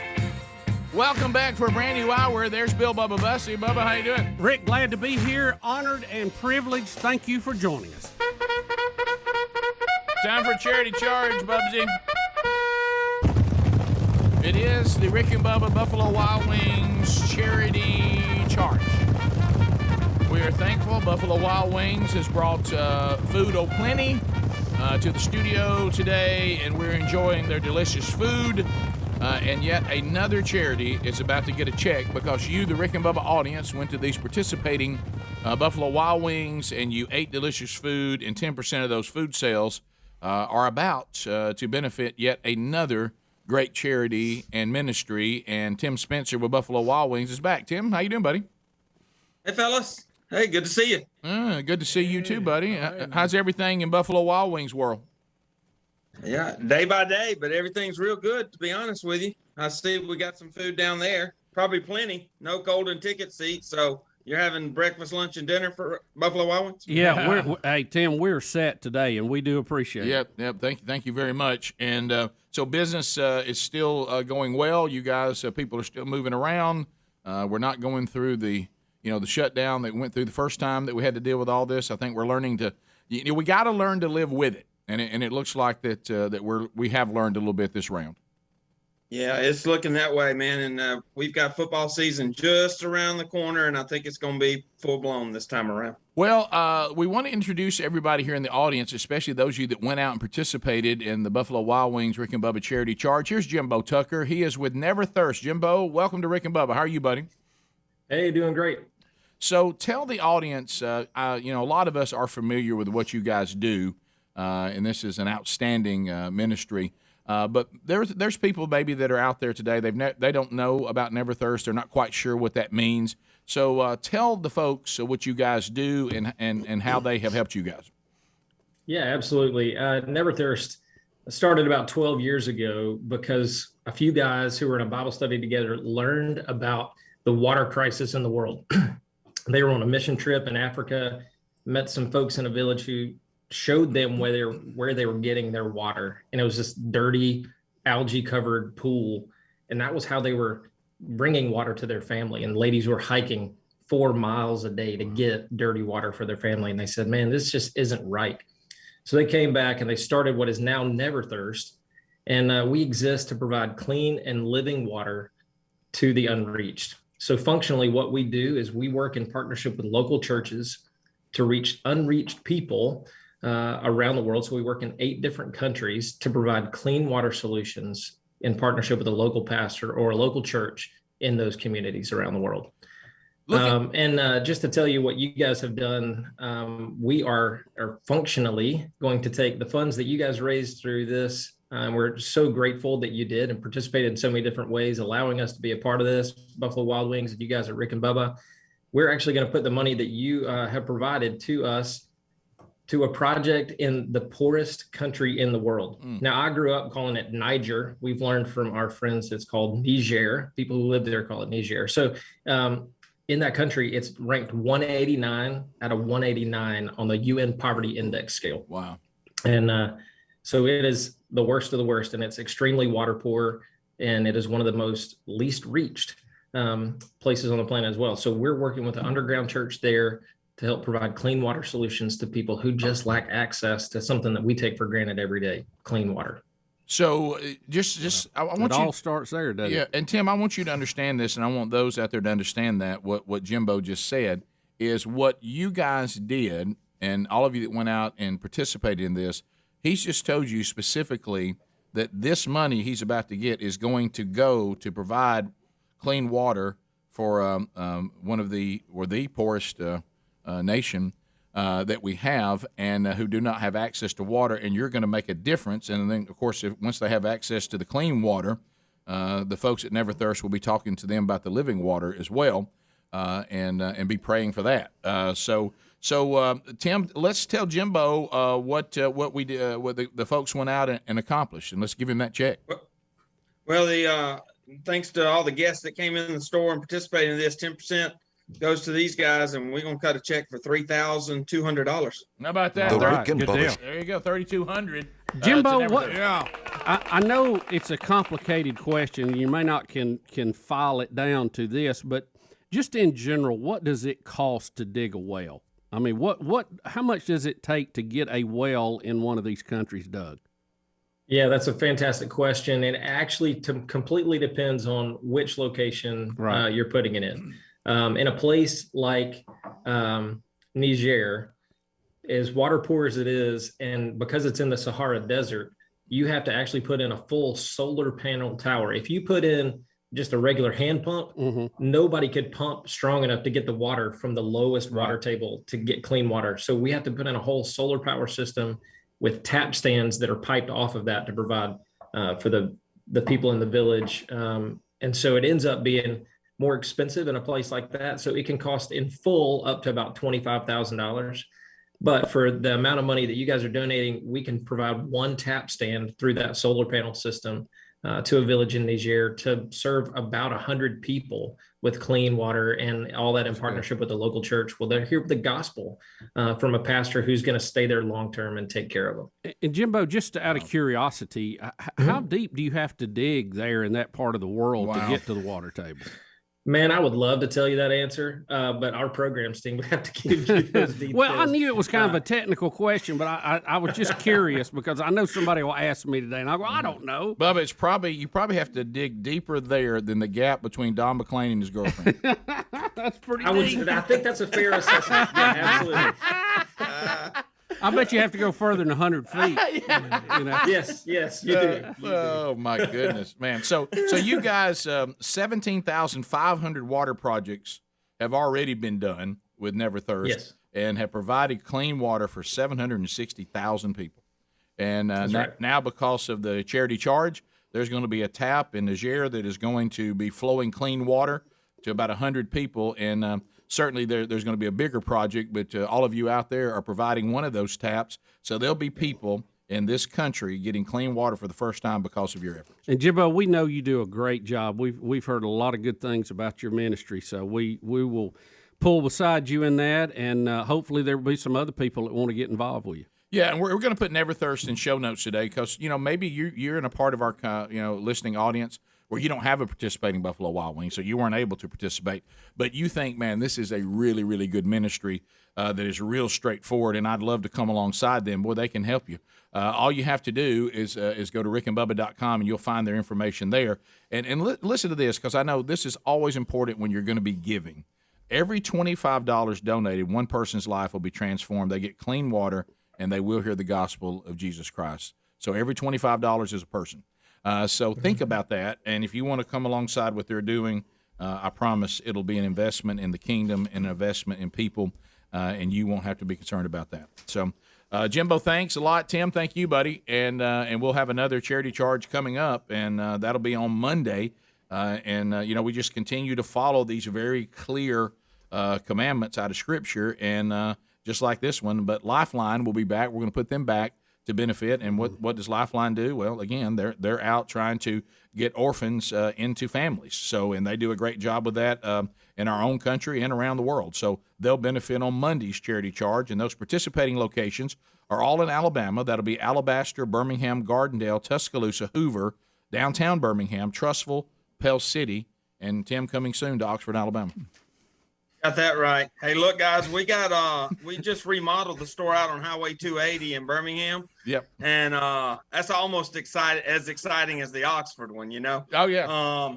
But the one on 280's been there like 18 years. Almost everybody in Birmingham knows about this store. Bubba's DoorDash drivers are regular there. Yeah. Oh, yeah. I mean, yeah. It's reopened now. So anybody that's been to that store before, it'd be nice. You'd get a pretty good surprise if you went back by that store. So the one on 280 in Birmingham. Thank you, Tim, and don't worry, no one will know it's you. There's a shade of the sun's shining in there. Hey, where'd Tim go? I think he had an eclipse. I thought he was a witness. Jimbo Tucker with Never Thirst. Thank you, brother, for what you guys do. Thank you, guys. Press on. Thanks, Jimbo. Tim Spencer with Buffalo Wild Wings. Thank you, our brother. Tim, you're doing a great job. We appreciate it. And thanks to all of you that Y'all are participate. part of this thing and an integral part. Thank you. Rick and Bubba.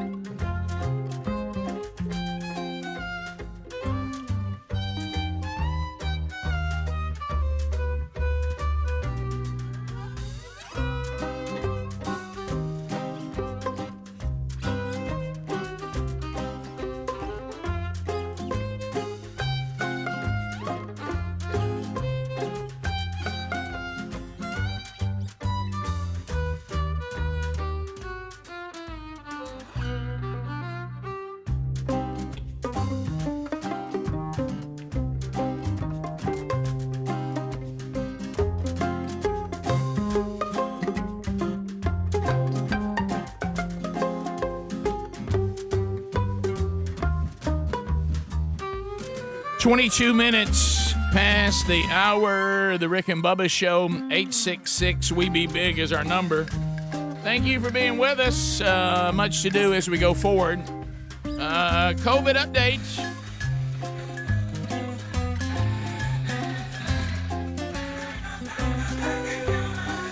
Well, I know the people on the left are in a bit of a bind here on one COVID update.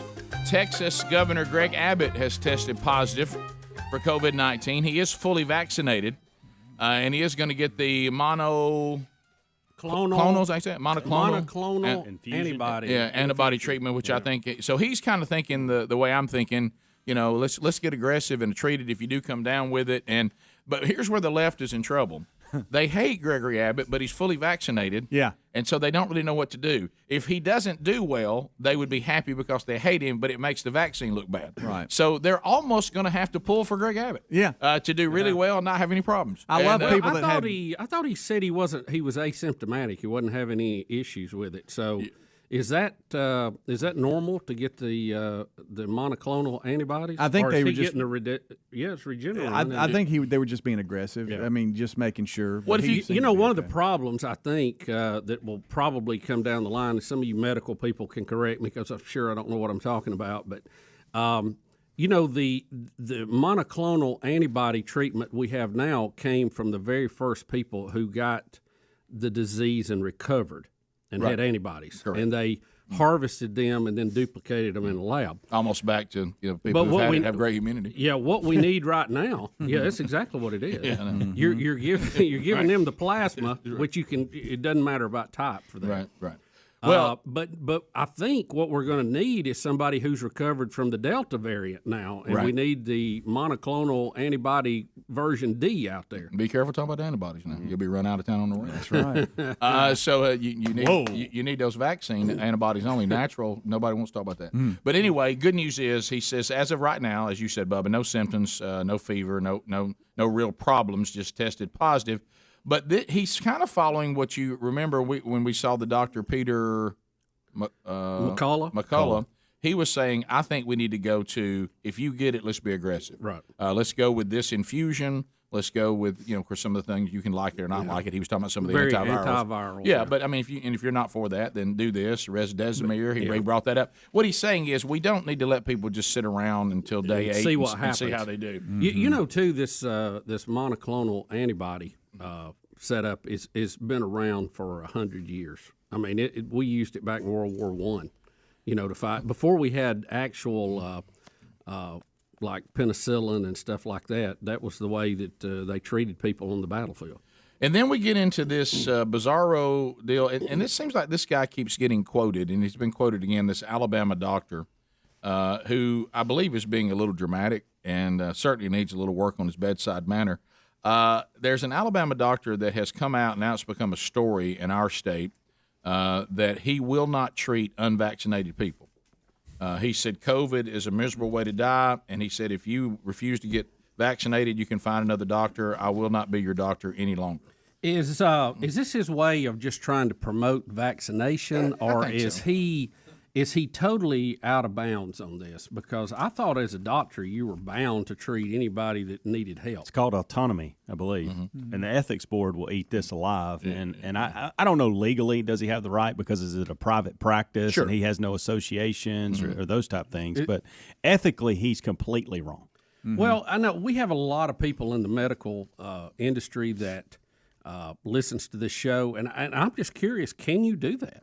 Yeah, I don't know the answer. Those of you in the medical field, we really, like Bubba said, need y'all to weigh in on this. Yeah. What's your response to a doctor doing this? And it feels a little dramatic and attention seeking to me. Sure. But again, it's also the worst way in the world to get people to feel good about the vaccine. When you start pressing people and saying you're going to force something on them or take things away from them if they don't get the vaccine, this is exactly plays to the conspiracy theories of why they don't want to take it. You're only making it worse. And it's Orwellian, too.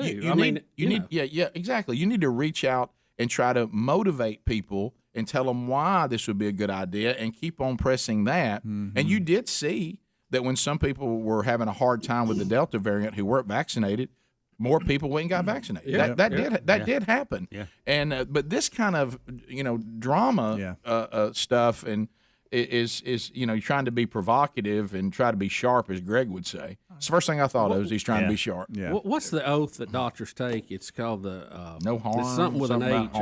Hippocratic. It sounds like Hippocratic. Is that it? It's not hypocritical. It's the Hippocratic. What's the name of that thing? Yeah.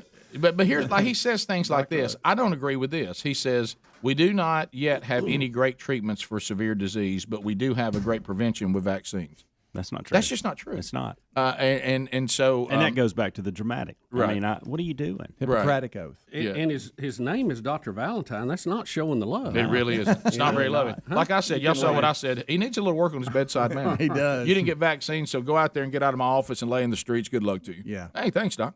It seems like there would be some. There should be I'm sure he's trying. This is that new moralism that I'm talking about. Sure. But what he doesn't realize is the way he's acting doesn't seem to be very moral.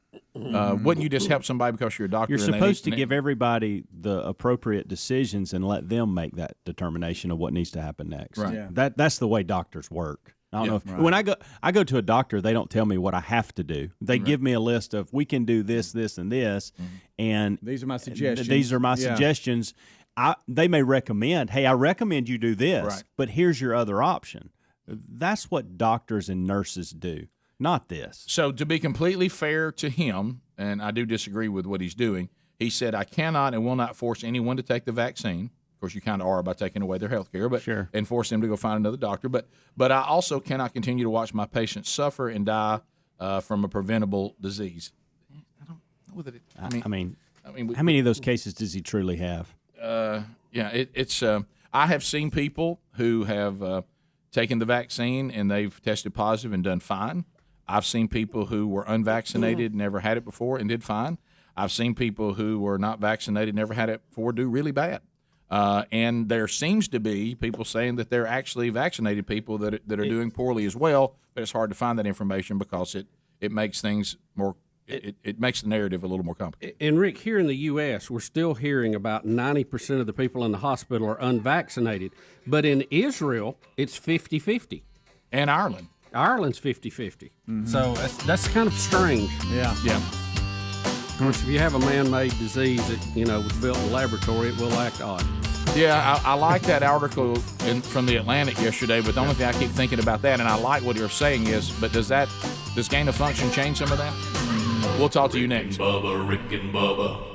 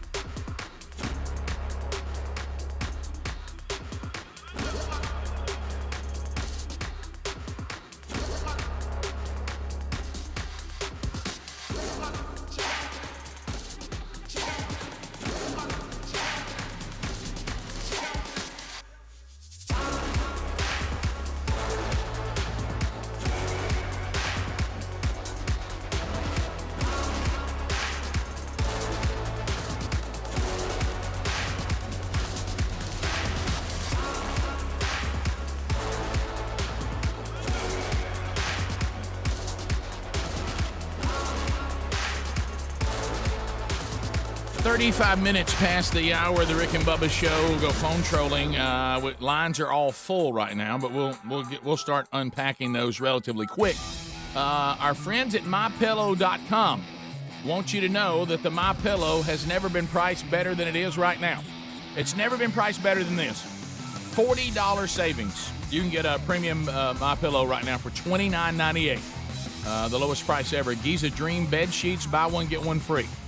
The best towels and washcloths you've ever had from MyPillow. Now a $65 savings there. Get a whole set for $44.98. And the My Slippers are 40% off, and you're going to love those. So go to MyPillow.com or RickandBubba.com. Look under the sponsors button. If you build up an order that's $50 or more, you also can finance for 0%. And also check out My Store. There's a lot of other entrepreneurs that MyPillow's bringing to the free market for you to check out their products, kind of a competitor to Amazon.com. All that's available at MyPillow.com. Be sure you tote the promo code Bubba with you and put it in there where it says radio listeners. To the phones we go, 30 seconds a pop. We will start with John in Mississippi. John, you got 30 seconds on the Rick and Bubba show. Go right ahead. Hey, Rick, I got three things. I'm going to get through them real quick. I said, had a 50-year-old vaccinated paramedic that I work with died last week of COVID. Okay. Second of all, why don't we just send COVID to the Taliban? And third, Top 10 Lamar really roasted Greg yesterday. But if you get your head out of the way, we could get started. Should have been number one. I agree. Yeah, that we discussed that later yesterday, and that you make a great point. So good night. Look at that. So he said that he knows a 50-year-old paramedic that he worked with that was fully vaccinated that also died of COVID. Yeah. So it can, I'm not saying that that's not an indictment on the vaccine. That's just we need to have all the information. Yeah. We don't need to pretend and create a fake world about it that it's absolutely flawless and to not do it is absolutely tragic. That's just not true. But we all need to know all the information so we make wise decisions, and hopefully our doctor will help us and not force us. We continue. Let's go to Shannon. Shannon, 30 seconds on the Rick and Bubba show. Go ahead. Hey, good morning. Hey, Shannon. I'm a nurse, and I was just going to add that pediatricians' offices do this. They'll refuse to see patients if they're not vaccinated because they also see immunocompromised patients. But the difference is that these are state-mandated vaccinations, and they're tried and true vaccinations. So I guess this guy's testing the waters here to see what he can get away with. So how do you feel about it as a nurse? I got it. I got the vaccine. I'm sorry. I was asking how you felt about the doctor's decision. Yeah, that's the question. But anyway, let's go to Karen out of Mississippi. Karen, 30 seconds. Go ahead. Hi. Hey, I ate at a Buc-ee's yesterday and couldn't help but think of you. So, I'm on my way to work, and I'm a nurse practitioner, and I was going to say the same thing that the other nurse just said. Because a lot of babies haven't had their full vaccinations yet, there's a lot of pediatricians' offices that don't do it. But again, these immunizations have been around for years and years. And so, Karen, got that? Know, I'm against it. I think that kids should be able to go and maybe in a different waiting room. But gosh, if they get measles, where are they supposed to go if they get sick? Yeah, so on this particular one, and you just got a timeout from him. From a doctor who will not see patients who have not had the vaccine. Do you think this doctor in Mobile is doing the right thing, or do you as a nurse practitioner disagree with him? Oh, I disagree totally. Okay. And I have not gotten mine yet. I just have too many questions that Okay, wait a minute. Because it's experimental. Karen, it's okay to say that. Karen, you have not got your vaccine yet. Correct. One other question, more lighthearted. Has it been tough being called Karen this year? Right. Yes. But my kids assure me that I'm not a typical Karen. Good. So you don't sound like one. Your reason for not getting the vaccine, even though you work in the medical field, is because we there's so many things we still don't know. Yeah, and I work just with kids, and I really don't think kids are a real high risk. Hey, one thing that Mississippi has started doing is giving that monoclonal antibody thing out in field hospitals. Mm-hmm. So you don't even have to go to a doctor or an emergency room or anything. You just show up with your positive thing, and they'll plug you up and give it to you. Yeah, because it's a fairly safe thing. I mean, plasma is not really a big issue, long as you have somebody that gets the needle in your arm, right? Right, and I guess. And the interview that we heard is that we have, because we wanted to have treatments for this, we didn't know how the vaccine was going to go. We have plenty for everybody. Yeah, they got a big jump on the vaccines with that. Jennifer in Alabama. Jennifer, go right ahead. You have 30 seconds. Good morning. I've been a nurse for 21 years, and this concerns me very badly because I feel like it's a slippery slope. The tremendous amount of the burden on our healthcare system is from preventable diseases. So are we going to start refusing to treat heart disease and diabetes for obese patients, COPD treatment refusal for smokers, HIV and AIDS are sexually transmitted diseases that could be prevented? That's a great point. I mean, what's next? Are we going to stop treating people because they're a different religion? That's good. She says it opens up the door. A lot of people that end up in bad health situations get hospitalized. The condition they're in was preventable. Yeah. So you're going to start just not seeing, hey, you didn't take care of yourself. I'm not going to see you anymore. That's a great point. Let's go to Christy in Alabama. Christy, welcome to Rick and Bubba. Only one timeout remains, but you got 30 seconds. Go. Hey, I'm a pharmacist, and I work where we give the Regeneron product, and we're trying to get it to where it's subcutaneous shot, it's quicker, and I just wanted to encourage everybody, you have to get it quickly. Right after you're tested positive, you need to contact your doctor and get it set up. Yeah, it works much better early in the process, is what you're saying. Right.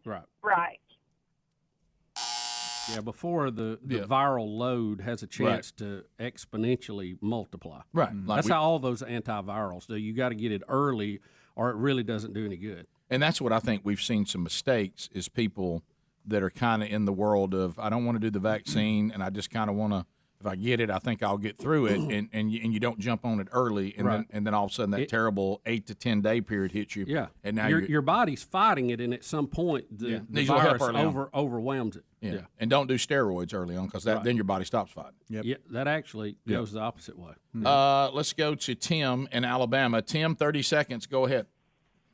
Hey, commenting on Dr. Valentine, I don't see what the difference is in a doctor all of a sudden not accepting certain insurance, and either says, hey, get you some new insurance, or you're going to have to pay cash money to see me, or what's the difference in the doctor putting up a sign you can't come in without a mask? I don't know this guy, but I would assume that if he found somebody bleeding out somewhere, I don't think he's going to ask to see his vaccine card. I think he would treat him. I just think that that's his right.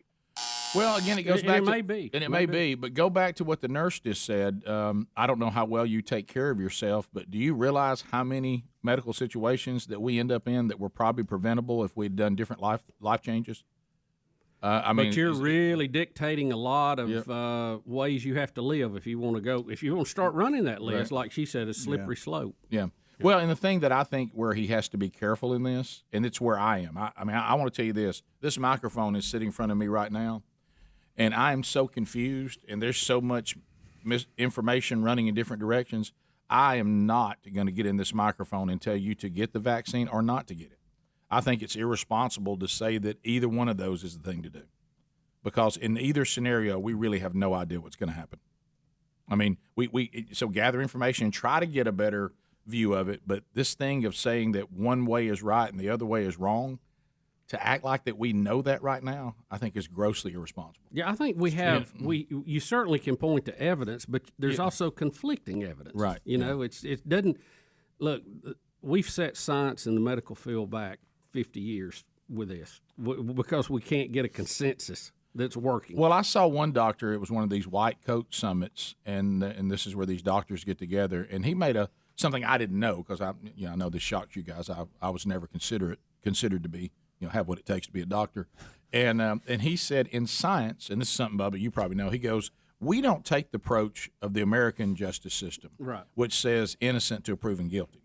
In science, we actually look at anything new as guilty until proven innocent. Wrong until you can prove it right. So we go out thinking this is going to do harm, and then we look for evidence that tells us it's not going to do harm.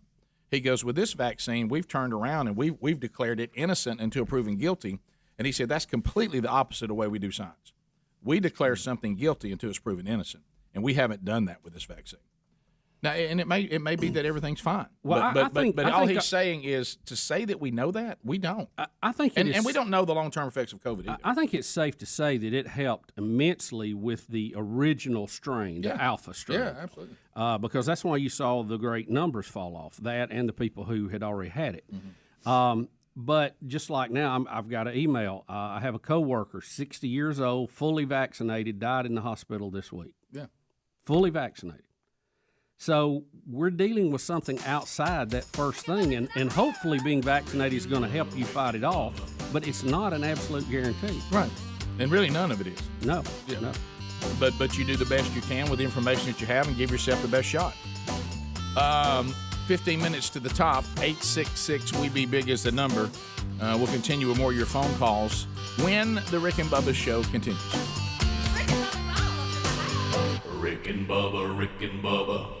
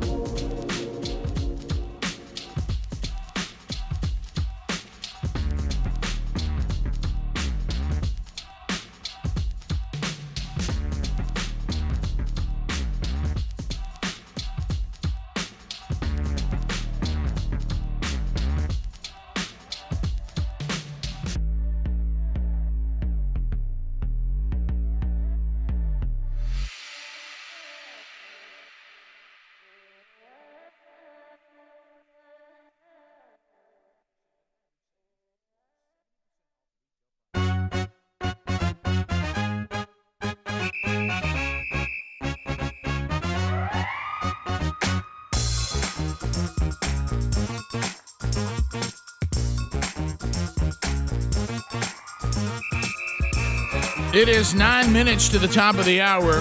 The Rick and Bubba Show.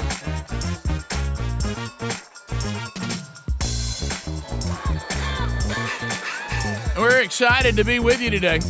Wednesday Bible study is back. We start a brand new series today, 1 Corinthians. Apropos to the times we are living in the modern church, and we'll walk through that, starting with verse 1, chapter 1 today. And we'll walk through the entire book for however long that takes. So if you want to start anew with a brand new series, you can do that. It starts today. Live at noon Central Time on our YouTube channel, 1 o'clock Eastern. It'll be archived soon after. You can consume it whenever you prefer. Also, O'Reilly Auto Parts upcoming events this weekend, Cape Girardeau, Missouri. Bubba took the air out of my sails yesterday by telling me Rush is not buried there. Sorry, buddy. Thank you, buddy. Well, that's one thing I don't have to work in the schedule now. But anyway, looking forward to that. A Man Church One Day coming up on Saturday. It's a $5 ticket if you want to be part of that. They also have other things going on this weekend on Catalyst Weekend, which includes Shane and Shane in concert on Friday night. That's a separate ticket. There's a women's conference coming up after our men's conference. And also, I think even on Sunday, the whole community is going to some water park. So it's quite the little weekend for the church to gather. You know, Rick, while it would be very fitting for you to see Rush Limbaugh's grave, right? Because we never got to meet him while he was alive. I know. Maybe some of his living relatives, who I know are still in the area, will come out and meet you. That would be my hope. I think that would even be better than visiting his deceased body. You know what? That's true. All right, so if any of the Limbaughs, y'all come. And so we have met David before. Yeah. Linwood Baptist Church, Cape Girardeau, Missouri, coming up this weekend. Rich Wingo will be with me. We'll both be speaking, and we're looking forward to that. Helmsy's heading out. He's going to start to kick off the men's discipleship strategy. Man Church at Parkview Baptist in Tuscumbia. He'll be out on Sunday night, so go see him. And then the 27th, I'll be kicking off the men's discipleship strategy. The church at Old Town in Helena, that's kind of a combination of that church and the sister church Valleydale, which we're sharing our new members there and teach a class. So we're going to offer the combination of those two churches, their men, to plug into the strategy. And we're going to hear some great testimony there and have some food and have some games going on, a great men's gathering there. So check all those by going to rickandbubba.com under upcoming events. O'Reilly Auto Parts, think of them for all your car care needs. Get guaranteed low prices and excellent customer service at O'Reilly Auto Parts, better prices every day. So Rush's family and cousins, all y'all come out. Like to meet somebody. Rick, can I share an email with you right quick? Sure. On this topic of the doctor in Mobile, as a healthcare worker, physicians in private practice do have a right, be it ethical or not, to discharge a patient from their practice. As a former clinic manager, I have discharged patients from our office at the doctor's request. This was done by certified letter to a patient authorized by the doctor. The reasons are numerous and case by case. Some might be that they feel like they're drug shopping, disruptive behavior, confrontations with the doctor or staff, non-validated patient request, and so on. So, and then she went on to say that some doctors don't take patients that have certain type of insurance or not certain type and all that. So she's saying that he is in his right to do that, but really didn't cover the ethical part of it. So we have a Broadway star that says she will not perform because she has been told that she has to have proof of a vaccination or continue to be tested for negative for COVID. She has decided that she doesn't want to deal with all that, and she will not take the vaccine. And she says, I'm not trying to tell others what to do. My husband and I made this decision with our physician because we think there's still too much that is unknown about the vaccine. So I'm not going to be forced to do it, and if that means that I can't perform, then I just will not perform. Her name is Laura. I don't know how to say her last name, but I know she's a pretty big, well-known inside the Broadway circles. Osnes, Laura Osnes. I don't recognize the name. Yeah, but I think if you're it ain't Sarah Brighton or whatever her name is, I don't recognize. Right, and so she is. She's not going to do that. Do you know she actually? She won like a talent search, and then started being a big deal inside the Broadway circle. So she actually was actually Cinderella on Broadway. I'm not a big, what I would consider a big Broadway person, but every time I go, I enjoy it. I do too. Yeah, I really do. I mean, I don't mind saying that. I go to selective ones that I think will be fun. Of course, I've never been. It's quite. Those are some really talented people. Yeah. and you think about, because in my mind, because we're in the entertainment business, all I can think about is how many times I have to do this show. Mm-hmm. And I mean, that multiple shows in a day. Yeah. I mean, I can't imagine you're exhausted after the show. You go to your dressing room, grab a bite to eat, and they go, "Ready for another one?" Right. And so anyway, if you ever get a chance, Speedy, I'll tell you a couple that I saw that I thought were real good. We also busted up a ring of folks that were making fake vax cards and giving them to illegal immigrants. Yeah. So I'm sure selling them. Yes. Oh, of Right. course. Yeah. I mean, selling, not giving. So they were traffickers giving migrants fake COVID papers so they can get on flights. Yeah, I know they're really cracking down on that. Right. It's become a priority with some of the federal investigation right now. Well, it needs to be, because if we're going to start requiring a documentation of your COVID status and people can just buy one, you probably got to shut that down if you want to be able to monitor some of this a little bit. It does seem a little funny. It's a little bigger than somebody giving you a fake hall pass at school. We're not requiring you to show who you are, right, or if you're a citizen. No. but we're going to require you to show if you're a vaccine. I have to tell you, I think if you sneak in and lie about who you are, you'll probably lie about the vaccine. Probably. I mean, that's just probably. I'm just using some old horse logic. Well, on you're that starting a foundation of I'm not straight up. Right. All right. So, but let's why not build on it? But let's talk about this. Maybe there's a way for us to get the best of all worlds. We think it's reasonable for somebody to have to identify themselves in order to vote. Okay. For somehow that's deemed racist. I still can't follow the logic on that. But anyway, what if we just said, okay, well, everybody just has to have a vax card to vote? I mean, because apparently the left loves vax cards. They hate IDs, true. but they love vax cards. So, Rick, the country's largest market, yesterday it went into effect: no shot, no proof, no service. Where if you're a New Yorker and you want to go in to a business or a gym or anything like that, you got to show proof that you've had at least one shot. You know what I'd tell them? I mailed it in.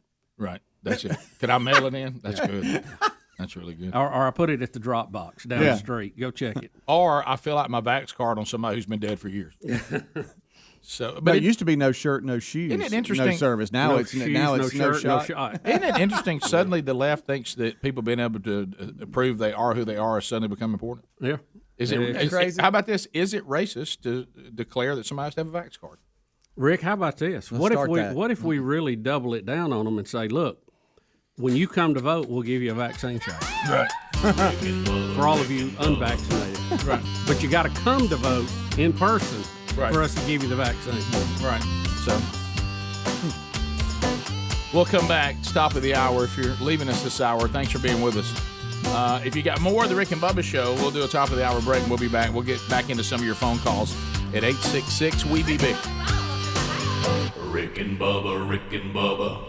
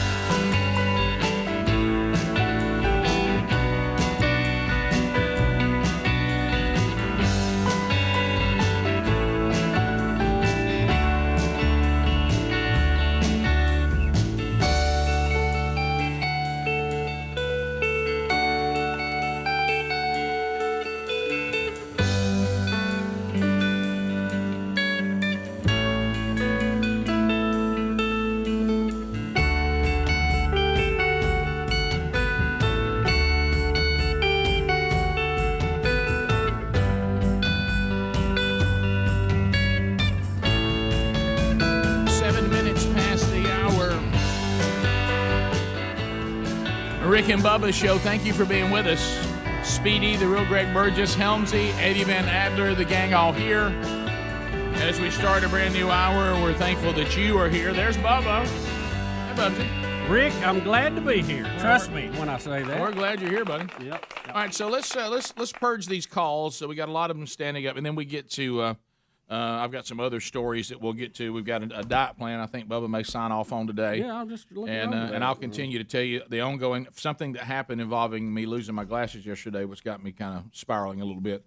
So let's go to Shannon out of Dothan, Alabama. Listen to us on News Talk 103.9. Shannon, welcome to the Rick and Bubba Show. How are you?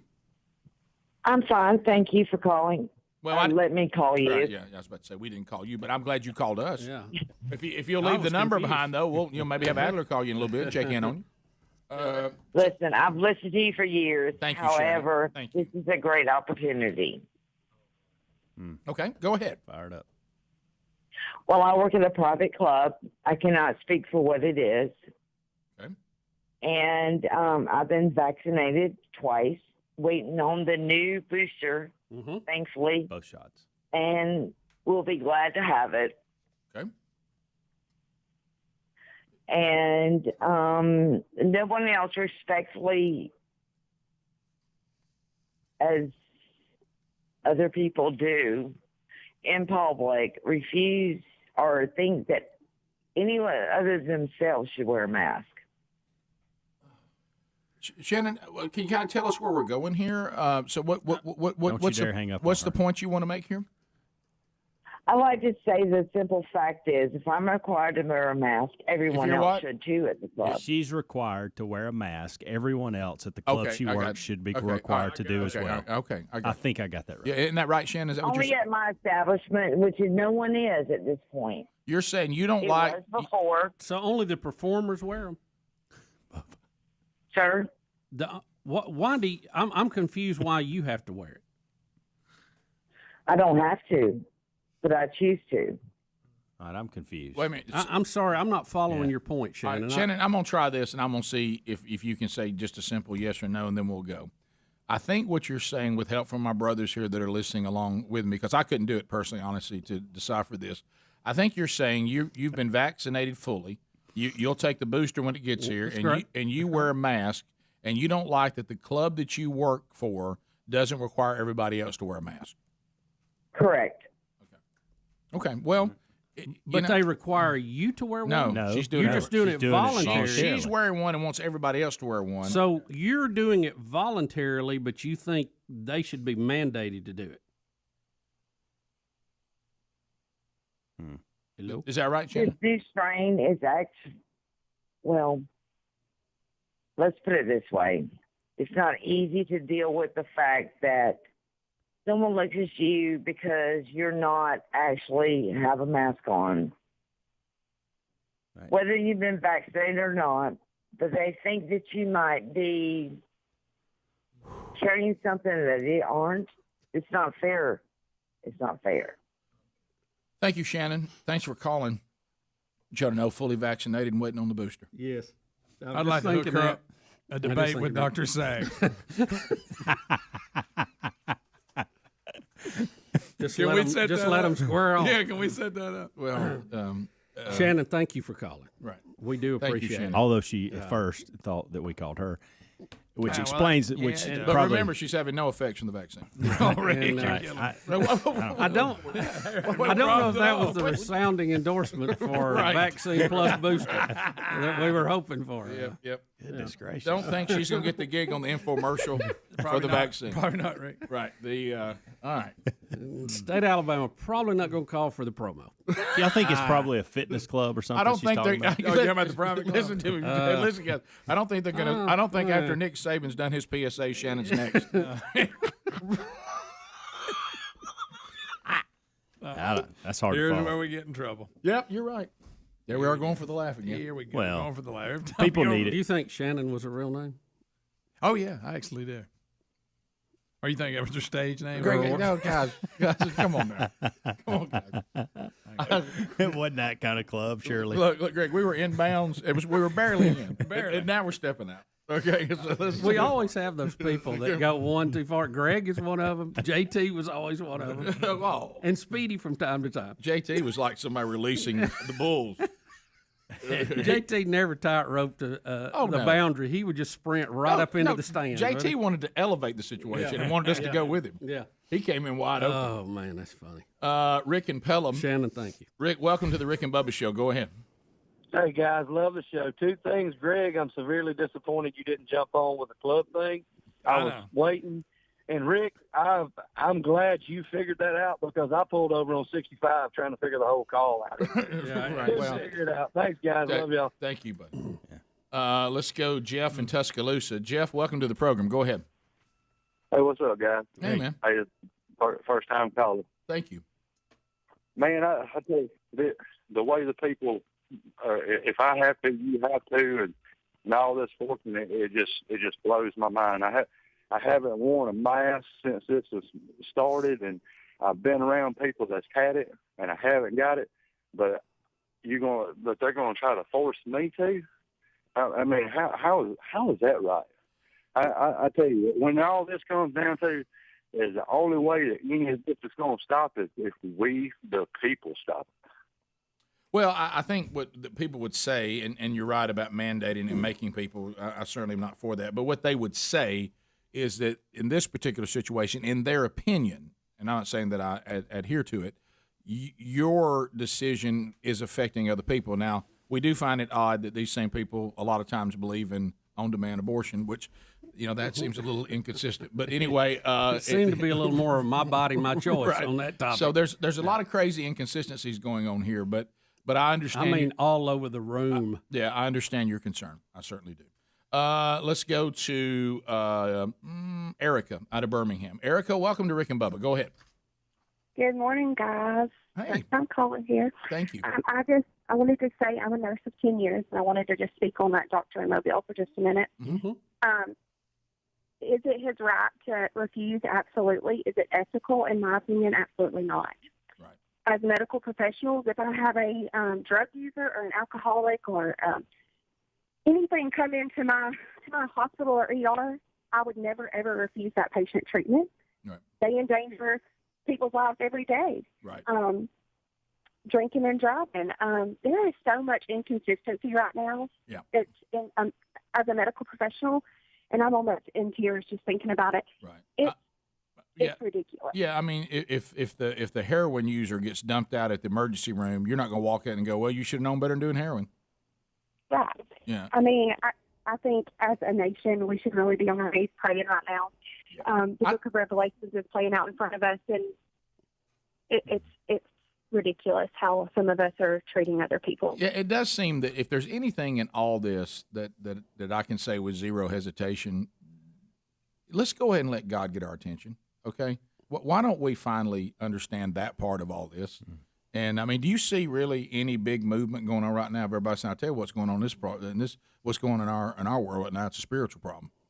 I mean, it's almost like I can't imagine the comedy this must seem to God to watch us think that we're somehow, we know more than He does. Yeah. You know what I mean? With all our medical abilities, we had it beat down. And watching all this and elevating ourselves to such importance. And, I've said it 1,000 times, sometimes He loves us so much, speaking in my own personal life, that He'll love you enough to take away your worship of this world and clinging to it and make the separation from it a lot easier.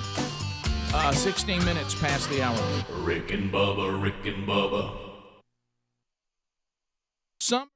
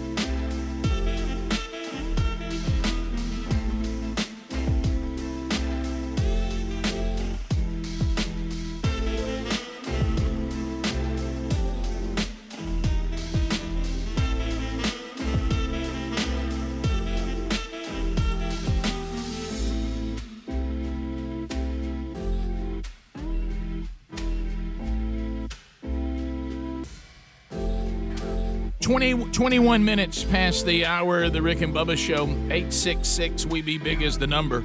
Thank you for being with us. Jennifer is in Columbiana. Jennifer, thanks for the call, and thanks for your patience. What's on your mind today? Go ahead. Sure. Hey, Green Acres. Thank you for the call. Go ahead. Okay. I just got off the phone with my daughter, and she just, she lives in another state, and let me know that they have required that the vaccine is actually mandatory, and you have to have it by September 1st. She does work in a hospital in another state, but, she had antibodies a few months ago, so that's the only way that she would be able to not have to get it, this mandatory vaccine, but she's been against it. They had offered an incentive months ago to get it, which they no longer are offering, which is fine. I mean, she just doesn't want to have it, and especially after listening to Shannon, I don't want her to either, but. No, well, so you're saying if she does test that she still has the natural antibodies, she doesn't have to take the vaccine? That is correct. That is how she is. They told her if she does have antibodies, she doesn't have to get it, but it is mandatory at the hospital that she is in. And I would just continue to get tested, and then as long as she has the antibodies, keep working. And then if she ever tests and she doesn't have it, then she's got a decision to make. Yeah. But I understand that this. I just got an email from Thanks for the call. Someone in a similar position. They said my wife works at it's actually a hospital here in Birmingham, and they've mandated it. And antibodies aside, you take that off the table. You're mandated to do it. They've had nurses quit on the spot. And this guy's in a position to where they've got a big family and both parents work and they got to support their family, and so they're in a tough position right now. They don't know what to do. Well, it goes. And they're also incentivizing them like $400 to take the vaccine. Well, it seems like they're having shortages now with the workload that they're under. Yep. So probably could just ride over to the next hospital and get a job. If you have a whole group of nurses say, no, I'm not going to get it, and quit. And by the way, healthcare professionals are one of the largest groups who are not fully vaccinated. Yes, okay, you're right. That's not my facts. You can look it up. Yep. It seems like that they might have the upper hand in this. Right. 100%. Well, I go back if they would stick together. Yeah. I understand the situation the caller's daughter's in, but it sounds like at least that's a little more level-headed. It is. Yeah. I do not understand the science of if you have the natural antibodies, you can't work here unless you get the vaccine. That's not very good science at all, according to multiple people that are scientists and doctors that have talked about it. And I told you if guys, you're treating people like sheep, it is, Rick, because then we can just say you're vaccinated or not. Right. And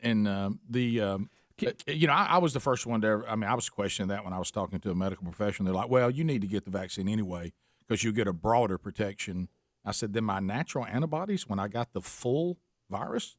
I'm certainly not a doctor, but you may say I've got maybe a little stronger against alpha, but to say I have a stronger, more broad protection than my natural antibodies, that's just Rick. Just not true. Rick, think about this, okay? Right. When you get vaccinated, you have natural antibodies. Right. The shot is not antibodies. Right. It causes your body to produce them. Right. So you're still talking about what your own body produces. That's why yeah. it seems so strange that. But remember, if they produce it from my shot, it's better than if you get it from the natural shot. Right. But I don't know. Who the heck knows? If I don't have any antibodies, I certainly don't have a problem. I understand the logic of I haven't had it, so I don't have antibodies, so now the vaccine will give me some. I understand that logic. I got no problem with that. But what I'm saying is if you already have the natural, that means you got the full virus. Right. Well, this manufactured mRNA stuff is only designed to give you antibodies against alpha, and that's why people are still getting the variant. Correct. Now, will it help them not to be hospitalized? We certainly hope so, and it looks like it's not 100%, but it looks like it's helpful, and I hope it is. In the U.S., it definitely looks like it. Yeah, other countries get some different results, but there may be reasons for that. Maybe the population age, who knows? But anyway, so that part I understand, but the part of saying that if you already got the antibodies, you can't work here, I think that's foolish. I think because of you're talking about the shortage that we have too. I saw a nurse holding up her sign the other day who had natural antibodies. She said, I've treated, I think it was 573 COVID patients. I've been immersed in COVID, and I have no issue because I have a natural immune system that is protecting me. I haven't had any issues. So I don't understand that. I think that's foolish, and it's also it might even have an effect you wouldn't want. It might even, if you've already got them. And Rick, you're probably not familiar with this, but there's a big part of the nursing industry that's what's called traveling nurses, and they make a lot of money to be on the road. And I know several because I hear about all this because of Betty's. Oh, I've thought about RN. We've talked about Amanda going on the road for a couple months. And I hear big check. I see the stories that Betty's reading. And a lot of these nurses who are up against these vaccine mandates are quitting and becoming traveling nurses, which for some reason are not mandated to have it. Because there's very few and far between. They got to have them. See, I find it interesting. I tell you what you can't do. You can't applaud this doctor like the one in Mobile that says, I will no longer treat unvaccinated people. You can't applaud him and then get mad at a nurse that says, I have natural antibodies and I will not be made to do this. Yeah. If they can work elsewhere, then they probably will. And look, if you don't have the natural antibodies and you haven't been vaccinated, it's a whole different argument. That's a whole different argument with different circumstances. Right. But if you have the antibodies, to me, that's a different argument too. So. Well, and then you go back to what I said before, whether you have antibodies or not. If you are a person that you say, I believe that in the vaccine so much, and I believe it is the answer, I'm going to mandate that human beings take this vaccine. They have no choice in it. Well, then you better be right about it. Let me ask you this, too, because I get this question. We really haven't tackled it. You better be right. If you are an employer and you mandate the vaccine and there are negative side effects, is the employer liable? If they're smart, they made you sign something that they won't be liable. I don't know. Well, you know how that is. Yeah, right. But what is the case on that? Because I know the drug manufacturers are not. They were given a pass the minute they started working on this because none of them wanted to deal with the liability. They'd have gone, no, we're not going to do it. Right. So what is the liability situation on that? I mean, to me, the fact that the FDA is saying they're not going to change their process too much, they did change it some. You have emergency grants, and that's what it was under, but it hasn't received the full. I mean, I hope it does. Yeah, I hope it passes what they're wanting. But wouldn't you at least delay it till that happened if you were in the medical field? That would be one of the boxes I think you'd want to check. I think I'd like to check that box. Bottom of the hour. Rick and Bubba, Rick and Bubba.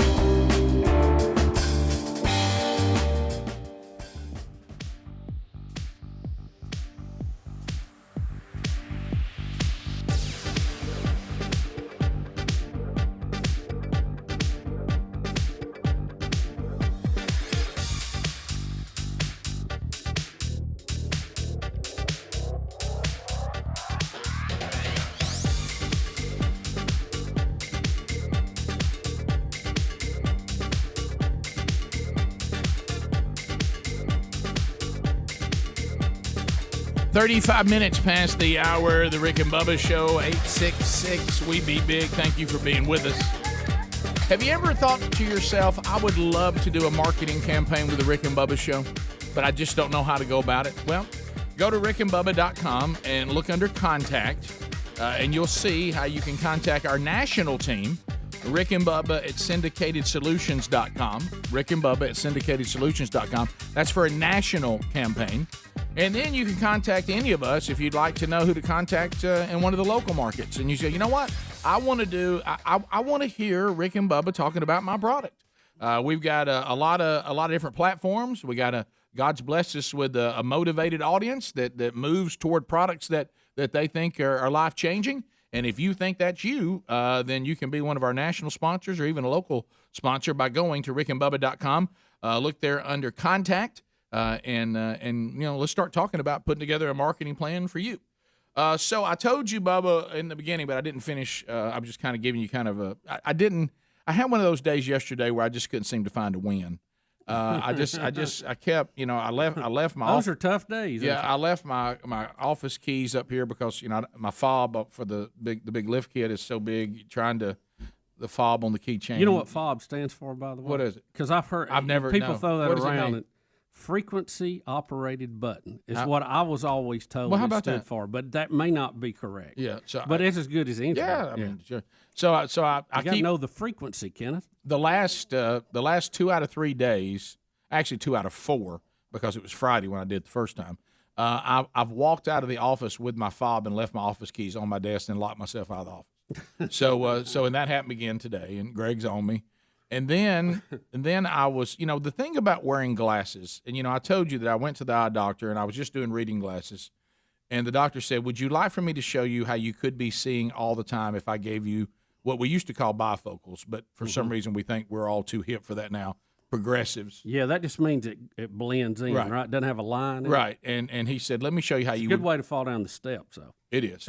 To be able to see. And he showed me, I've even used this as an analogy for the Holy Spirit. He showed me how I could see. And I said, well, you just sewed a pair of glasses.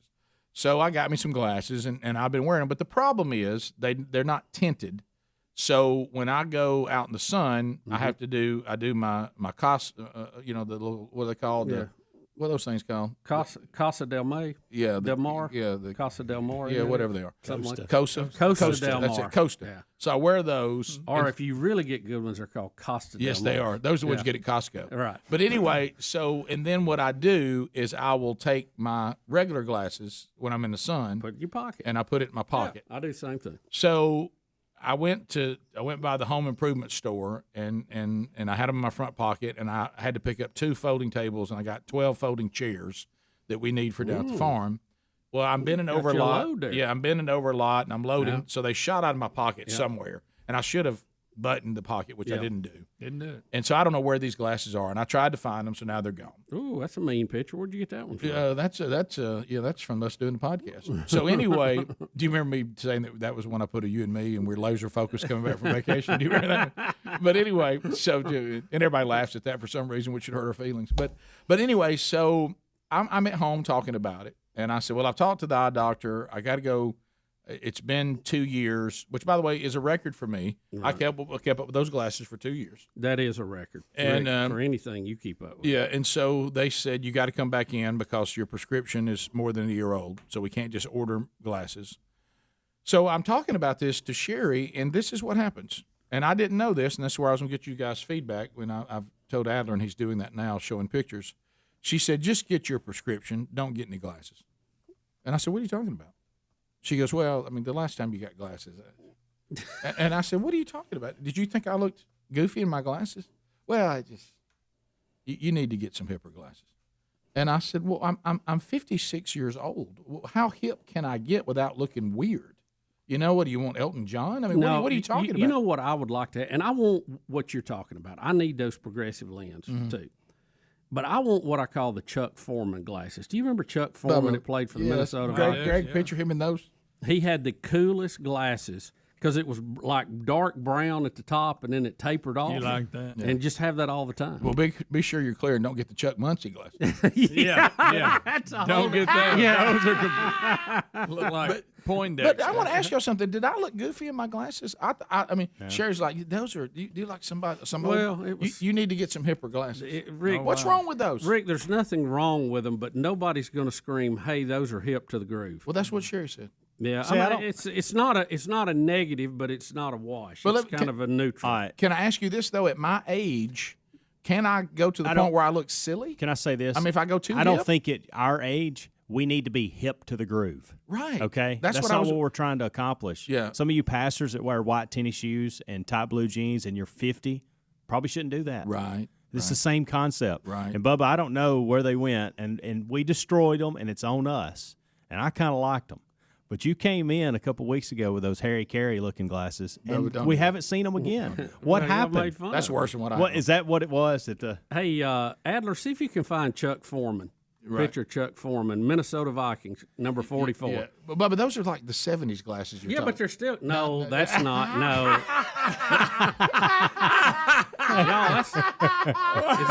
Is that Walter Williams? No, that's him. I think modern day. Oh, I'm just kidding. I don't don't think think That's him. That's the glasses. Rick, Rick, it is. That's him modern day. That's the glasses he wears now. See, he's older now. No, not that's those. Chuck Foreman. That ain't the ones I'm talking about. I know. That ain't Chuck Foreman. But now back to my point. But look what he wears at his age now. He's not wearing what he wore when he was hip and young. Don't you think I can get too hip with the glasses? I and think look we silly? can all get too hip. I Yeah. think everybody in the room that wears glasses, and I always get frustrated at this one right here. I'm pointing at Greg Burgess because he should wear his glasses more. He looks fine in his glasses. Speedy looks fine in his glasses. You look fine in your. Bubba looks fine in his glasses. Y'all all look. I mean, there's no sense in overcomplicating But this I just thing. want to get another pair just like I had. And Sherry says, no, just bring the prescription home. You're going to go with me this time and get glasses.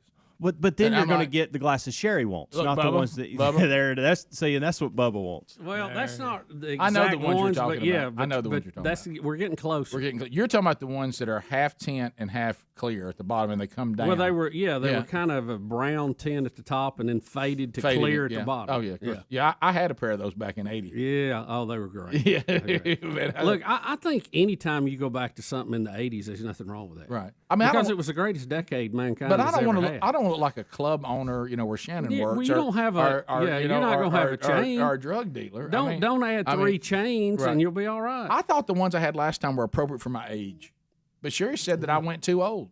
Yeah, you'll be a little. Really? You agree with her? A little bit. But Bubba, you're a little flashy though. You can be a little. He's a gaudy. little bit flashy. Bubba, you can. talking about? Look, I'm not talking look about- at me. Look at me. What is flashy about what I got but you know how on? Bubba. I've got three Hey, if we're on shirts. location ever, I got he three show up with those shirts I sunglasses. wear. Bubba can get a little gaudy. He can. He He would still have those Harry Careys if y'all wouldn't have made fun of him. I mean, I can't believe you ever gave up that watch you had. Rick, that was about 96. He had a watch. It was one a time. gift from Betty. And I'd always ask him what time the pawn shop opened. That watch. Yeah, I had a chain back then, too. I looked, and there he was on cable with American Pickers. They had him nugget braces. Pawn Star. Yeah, I mean, I just feel like that I need to act and in the entertainment business, we're allowed a little bit of leeway because of what we do for a living. Yeah. But you can't go too far with it. I'm afraid she's going to put me some glasses that I'm going to feel like I'm. You can be too hip when you're somebody's why don't you, dad and you get that. Why don't you see what she's you can gonna be s- overhipped. Why don't you see what she's going to suggest? I just didn't like the fact that she made that face. I didn't realize she didn't like the glasses that I had. Greg, this no glasses look here, I think you look a little too nice, a little too uptight here. Yeah, you're right. Yeah, you're right. See? Oh my goodness. Yeah. That's scary. I meant to That ask is you, really are you scary. going for the Spurgeon I'm look? going back to Charles Spurgeon. Sherry said this. She said that this. is scary. No, let me tell you something. Let me tell you how bad this Charles Spurgeon thing is, and I always feel bad for Charles Spurgeon. Okay, a friend of mine has a picture of Spurgeon in his office because he's a full-time minister.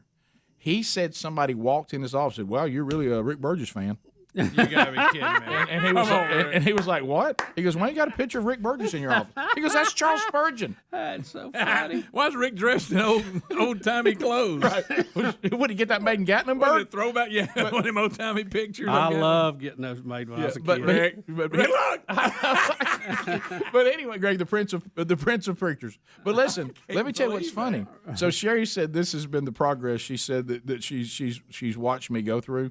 And she said that I have kind of, as my beard gets grayer and all this, she goes, you started out, she goes, when you first had your beard, she said, you kind of started out in one era. Then she said you kind of transitioned into Charles Spurgeon, but now you're moving your way to Zeus. Oh, you're going to get there. So, no, I'll tell you what, she said, you started out as Henry VIII. She said that was your first beard. You need a big turkey. And I was weighing 305. Yeah. She said, so you started at Henry VIII, then you transitioned into Charles Spurgeon, and right now you're on your way to Zeus. As you get, if he gets white, right? Yeah. So I don't know. This Spurgeon thing. Greg, I get this all the time. Greg, I get pictures of Charles Spurgeon all the time. Same hairdo. Same cheeks, and same beard, same oval face and small forehead. Rick, you might ought to get on ancestry.com and check that out. You may have some time. I feel so. Have a Spurgeon. Look, a lot of people have great respect for him too, rightfully so. I don't want to ruin his image. I feel so bad for him. We'll be back. More Rick and Bubba next. Rick and Bubba, Rick and Bubba.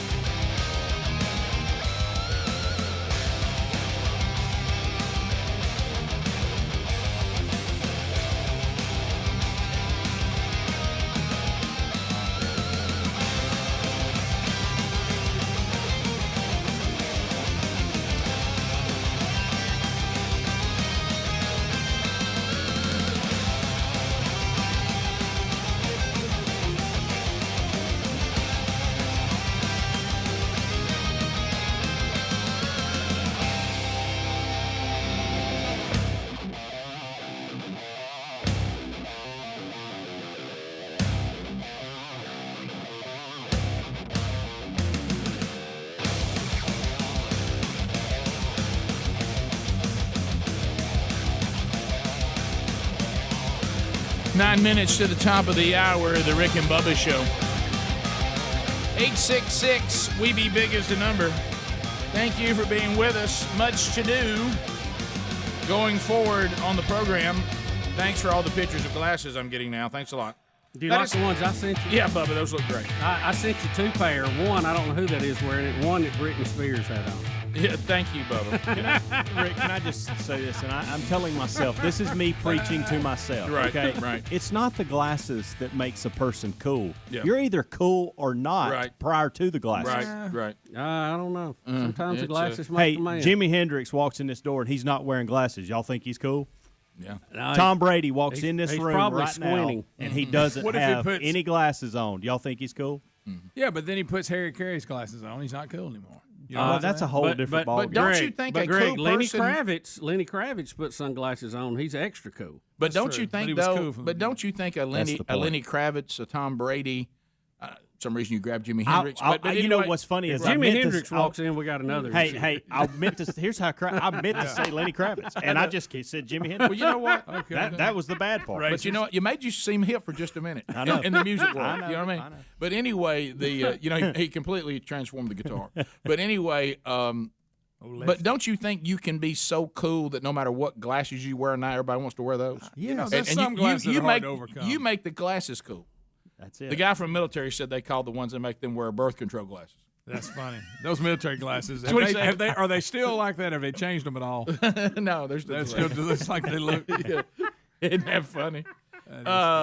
Anyway, I'm gonna use that one. So I'm gonna. I'll see. Apparently, Sherry says that I'm not getting glasses. I hope you without buy her. some outrageous. No, I ain't doing that. Who are we kidding? Whatever she picks out. You got any Charles Spurgeon glasses? Greg, thank you. Are you just now coming on the Spurgeon thing? I've never paid that much attention. People been doing I this. guess I haven't seen the right pictures. Oh yeah, what's he saying? Well, that little bobblehead you look. Well, I'm talking about the ones they send. Though, is the one I get sent all the time. Oh, that's right, funny. Yeah, that's so scary. And I always have the same line. I feel bad for Charles Spurgeon. Bubba, this could be it. I know you've been thinking about doing a little better. And we thinking about it. We're in the middle of it. This may be it. I've been thinking about it a lot. Hey, over lunch. He announced at the beginning of the pandemic he was going to drop 40. That's right. That would have been a great time. We're on like Greg, the fourth wave. Greg, don't remember. We've got four variants. If I just got 10 pounds away, 10 pounds of variant. You remember, Greg? If I don't remember, he gave a speech to the whole family. Oh yeah, he be calling everybody. We're all gonna take this advantage. We all did good on it too. But anyway, this could be it. This could be it, Bubba. How to lose weight by eating more calories. Wait a minute, I'm listening. Now we got Greg's attention. Yes. Greg, can I tell you something? You're responsible for him. No, the way I'm not. the stuff you drag Bubba I just into. want Bubba to be happy. But Greg, you go do all this and you golf and you'll move around, try to do better and all this stuff, and you're making him eat because he's looking for a buddy to run with him. He just wants one person to go. And you run with him. I saw you screen phone calls earlier than I've ever seen in the entire existence of you being here, so you could eat. I know. I don't like eating on camera. I've worked through it. But anyway, so here's what this nutritionist said. Oh gosh, I just know my phone's going to light up all the guys I know that are in the nutritionist field. But I'm just reading a story. Yeah. Food swaps that you need to make to stay full. You need to stay fuller longer and reduce cravings.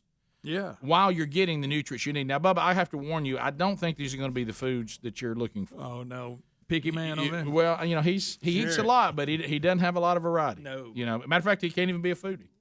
I'm working more to be a foodie. You're excluded from foodie. Bubba, I'm going to try to. We gotta had a drop that conversation at home about it. Drop that ketchup. Yeah, I've dropped it here for breakfast. You're not going to. I'll never eat it for breakfast. I don't think you're here.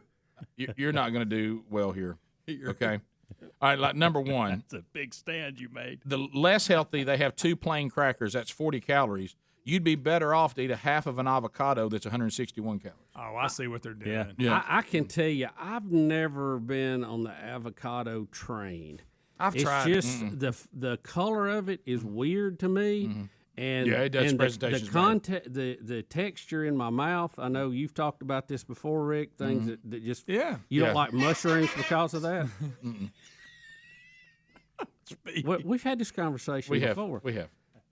It just seems greasy or something. I don't like it. All right, so listen. I've tried it too. But listen, this Greg. Here's one coming up. I think. First of all, like they say, if you wanted to eat a biscuit, it says a bourbon biscuit. What's that? I don't know. Let's just say I'm Baptist. I've never heard of it. Well, Your best case scenario, you're non-domination now. That deacon comment I made yesterday hurt. That one stung, didn't it? But anyway, so it says you would be better off to eat a handful of almonds, even though the almonds are 162 calories and the biscuit's only 67. Now, why do they say that? That doesn't make sense. Yeah, no, almonds are full of calories. Big time. But I mean, full why of calories. you're gaining 100 calories? But listen, but they're saying health-wise, you're better off. Because the almonds keep you fuller, and they were better for you. They're good calories. Okay. It's better to eat more good calories than less bad calories. We have almonds in the kitchen. I'll go in there and get me a handful. All right, so here's another one. This is bad for you here because I know how you're not going to like this one. If you were to get the low-fat strawberry yogurt, 55 calories, you'd be better off to get the full-fat plain yogurt. But I got to warn you, plain yogurt's not what you think it is. It's not the ice cream.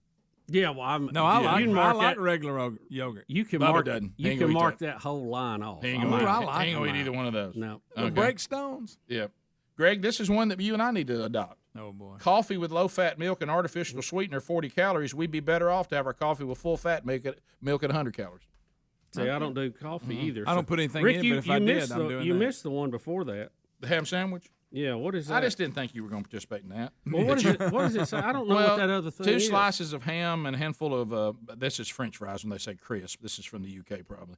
Some lettuce and tomatoes. So if you had ham sandwiches and French fries, it's 220 calories. Yep. You'd be better off to get a skewer. That's like a kebab full of vegetables. Even though they're 380 calories, it would be better if you eat 2 of those and you'd be more full. But you ain't going to eat a skewer of vegetables over a ham sandwich. You ain't going to do that. Well, it just depends on what vegetables. You ain't going to do that. They don't even put be the right one. They don't put broccoli on skewers. I'd eat broccoli. Bell peppers and a yellow onion. I'd eat okra. I'd eat squash. All that. Did you know that homemade buttered chicken curry with green vegetables is healthier for you than chicken breast with steamed broccoli and rice? Even though the broccoli and the rice is less calories, I'm not sure. You'd be healthier to eat the other. I'm not more sure about that one. Glass of milk is more healthier than a glass of Diet Coke. I believe that. Even though the milk's got more calories. Yeah. Meatballs and spaghetti with Parmesan is better for you than white pasta with just tomato sauce. You're going the wrong way. What? Are you serious? You're going the wrong way. No, You got it backwards. Look right here. No. No, the line's going the other way. Healthier. Yeah, but you read it backwards. No, I didn't. I said meatballs with brown spaghetti and a sprinkle of Parmesan is healthier than white pasta. Okay. They see on the second page they flipped it to the other way. It's going the other way. I get it. I don't know why they did that, but they did. But I see how you thought I was on the right because the other page was the other way. What is white pasta with tomato sauce? I don't know. That's just regular pasta with tomato sauce. That's so what that you're means. better to have meatballs? Yep. What's brown spaghetti? I don't know, but I don't like the sound of it. Yeah, I don't either.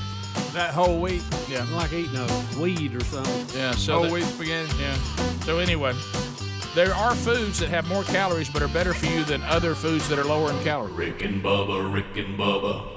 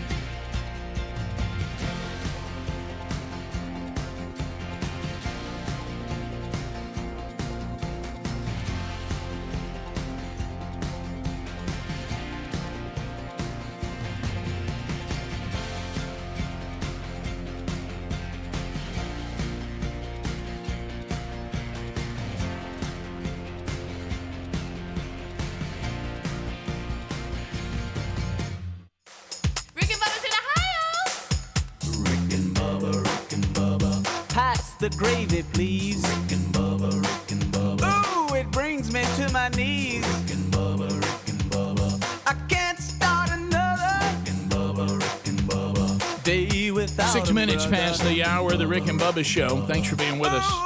Coming to you from the Broadcast Plaza and Teleport, Speedy, the real Greg Burgess, Helmsy, Eddie Van Adler of the gang, all here. Wednesday Bible study back today.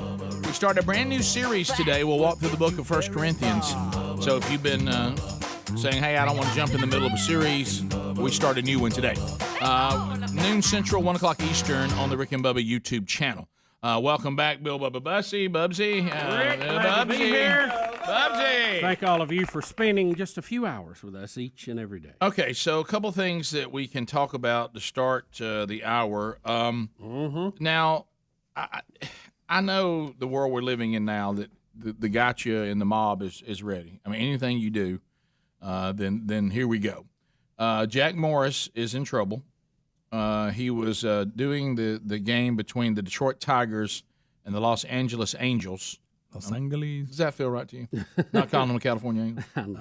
Yeah. It's just. But anyway, so I don't like when cities have two teams. I don't like New York's two teams. I don't like any of that. Just a city should only be allowed to have one team. Well, how do you like when it used to be for a state, like California Angels or the Florida Marlins? Of course, they've changed it now to Miami. I don't mind that. Tennessee Titans. I don't mind that. I kind of like that. But Minnesota Vikings. Right. But don't you think you can only do that? Of course, that's that. Can't you only do that if you only got one team though? Well, how do you feel about the Chargers and the Rams sharing a stadium? Hate it. No, the Giants and the Jets do too. Hate it. If you have to share a stadium, does that say maybe we don't need two? Yeah, teams? you don't need two teams. If they don't have their own stadium, you certainly don't need them. Yeah, I don't like that at all. I just hate that. All right, so have you heard this audio?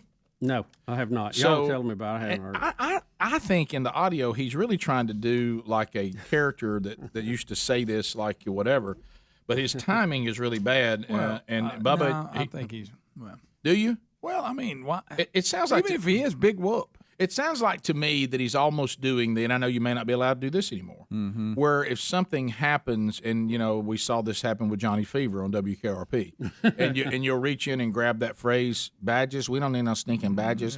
Yeah. You're pulling something out of a movie, and the person who said it had a certain accent. That's what it sounds like he's doing to me. To me, I thought it was. It didn't sound like it was directed at the pitcher to me. You know what I mean? It's almost like the player he was talking about happened to be Asian. What I'm saying is, if there hadn't been an Asian pitcher in the same situation that was dangerous, I think he may have said that same phrase. May have. I do. May have. I mean, the way it sounds to me. Well, I'm saying even if, but it doesn't did, matter. big I mean, it really doesn't matter because how about this? Asian people, if English is their second language, they actually do talk that way. So that doesn't make them wrong. Yeah. And it's former MLB player, and he does the color commentating on the Detroit Tigers network or whatever. And Chopin's Shohei Ohtani is pitching. Okay. And I guess he says something, Shogun. and then he's about to come up to because he hits too. Mm-hmm. So anyway, we're going to catch the broadcast. So is he coming to bat or is he pitching? I think he's coming to bat. Yeah, coming to bat. Okay. But and he can hit. Yeah, boy, can he. And so the headline: Detroit Tigers announcer had to apologize for a racist remark. Racist. So you're going to hear what he says, and then you're going to hear the apology back to back. Now what do you do with Shohei Ohtani? Be very careful. Shohei Ohtani is coming to the plate, and it's been brought to my attention, and I sincerely apologize if I offended anybody, especially anybody in the Asian community, for what I said about pitching and being careful to Shohei Ohtani. I did not intend for any offensive thing, and I apologize if I did. Certainly respect and have the utmost respect for this guy. I don't. I mean, but the way. Can I be honest with you now? What do you think now? Well, can I tell you this? Can I say this? It wasn't a very good one. It wasn't. And my point is, even if it was, let's hear it again. Why aren't we at the point that we're offended by that? Yeah. Let's hear it again. Okay. You want to hear everything or just that? Well, yeah, just what we do. It's just pretty short. At least the first. Now what do you do with Shohei Ohtani? Be very careful. It's not a great one. I'm not even sure what accent that is. I'm not. But you're right. Yeah, it's. Are you I sure? think he was You're going. sure the Asians were offended by that? I don't know that was I think Asian. I'm offended by it. Of how bad it is. I think he was trying to do an Asian. Put it that way. Okay. Well, I mean, and so what? Or was he doing Elmer What if Fudd? he's I think a he was was he doing doing was he it doing Elmer sounded like Fudd? he was doing Elmer Fudd. Could have because been. That's what you I'm know, thinking. When he's stalking the rabbit, Well, how very, come in his that's what- apology wouldn't he have said, "Well, I was doing Elmer Fudd"? he says you'll be very, very quiet. Right. I don't know. Right. Why did he just come back and say, I was doing Elmer Fudd? What's everybody mad at me about? Because he was probably not. But Well, let's hear and see. I still say it's not offensive, even if he wasn't. Right. Now what do you do with Shohei Ohtani? Be very, very careful. That sounds like Elmer Fudd to me. Look, be very, very careful. That's one of Elmer Fudd's lines. Right. True, it is. That's. I mean, there it is. Look, put that back up, Adler. Look, that's exactly what he's quoting Yeah, Elmer that's Fudd. what I don't know. Anyway, but hey, Rick, headline. Had to Racist. apologize for a racist remark. When Greg and I saw that headline, we're call like, it my goodness, racist? we got to get to reading That's here. not- What Oh, do you I do? thought he dropped something. Yeah. I'll tell y'all in the break. But No. I don't want to even hear that, buddy. But you thought it was much worse than this. I mean, I'm come like, on. yo, I'm It not sounds sure like what Elmer you Do do. with Shohei Ohtani? Be very, very careful. It sounds like an attempt to do Elmer Fudd. Come on, It y'all know is. what that means. It's a bad attempt at Well, Elmer Fudd. social media lit up. Oh, how dare him? TV viewers. Hey, did he just? You know what? I wish he'd have come back and said, "Look, I was kidding, cutting up, having a good time. Get over it, everybody. Let's play ball. Yeah, I mean, like, to me, it would be no Don't different. y'all worry about COVID or something. It matters. When When has doing an accent It doesn't matter. been racist? Because, like I anyway? said, there are Asian people that talk that way. That's so what? ridiculous. People make fun of Southern people. Sure they do. Let's say some hillbilly was up to bat. He said, "I tell you, he's gonna take a swing at it." You know, Right, it'd yeah. be- How would he say He's it? gonna take a swing at it. What if he said, "I'm a pan down and down"? Yeah, I'm you a know, fan down about the dog. or if he struck out, he'd say he went down a swinging. Yeah, I mean, see, what's the I big might say, deal I about might go- accents? Nah, it looks like Larry Wayne's going to go down swinging. I would go back to this. I mean, Y'all, let's say for to loosen up in this country. I know. but I'm saying the title racist. Yeah, that's When you strong. hear that That's word strong. racist, that's Strong. That's a big deal. That's a strong word. Racist is someone trying to annihilate a race of people. Yeah. Well, or someone who talks down or says derogatory I got things. news for people. Yeah. For different reasons, other countries, parts of the U.S., people have accents, and people are going to mock them. That's America. To me, Greg, it would be That's comedy. It would be no different if all of a sudden they said, "Well, here comes Jack Nicholson to the plate, and what do you think they need to do here?" I said, "Well, they better ask him nicely." Yeah, You know what I mean? exactly. You're right. You know, Big deal. You're right. So But in this particular case, Good night. Elmer Fudd is not a race. No, but I think he was trying. But Greg says he doesn't think I it think was he was an attempt. taking Asian slant. I think he was. But Greg, you know, in the time we're living in, though, even if he wasn't, you got to come back and apologize because you I can't. know, you but can't- why has everybody got to apologize for They it? shouldn't. It just didn't sound. How about, why don't we go, look, I think Asian accents and doing that are funny, and if that bothers you, then either don't listen to me or buy my product or hang around me. Right. I would not today though. You'd have to be fired. I know.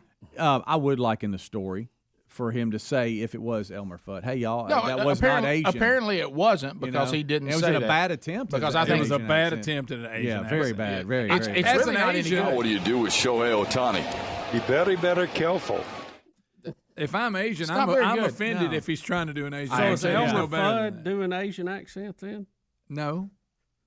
Bubba, y'all trying to save this on every No, I'm not. I'm no, not. I'm just No, saying saying- that when he said Does that, Elmer Fudd say that statement? Yes, he Yes, does. yeah. And he does. Very, very. I Now, thought the you guy thought it when was he in Goonies, explaining too, didn't you? how to take care of the mogwai. Greg, how you bringing Goonies up in Because this? you remember that the Asian man they bought him from? I thought when he was giving the instructions about, I may have made that up. I thought he was. I don't remember that. Being very. He went. careful. Hey Rick, he went. You to can't looking feed for him it after today. midnight and all that. He went into the Goonies looking for it today, I did. Rick. Not Goonies, but yeah. Oh, what was it? Oh yeah. Gremlins. Gremlins. Okay. That's what it was. I'm sorry. Greg, well, Not you had the Gremlins movie? Yeah, on this? you know when he bought the mogwai and he gave him all the instructions. No, I don't remember that. Be very, very careful. Is that what he said? Yeah. Well, I thought Bubba, he be made careful. I'm doing Elmer Fudd. You need to do what Jack Morrison just said. It's Elmer Fudd. Everybody, leave me alone. Well, evidently that's what he meant, or he would have said, "Hey, people, You're I correct. was trying to be." Maybe Elmer Fudd." he'll do that. Or today. somebody said, just apologize. Let's get past it. Well, All right, so you know what that means, and that to me that's patronizing to think, look, just give them what they want, move on. 15 minutes past the hour. More Rick and Bubba coming up. Rick and Bubba, Rick and Bubba.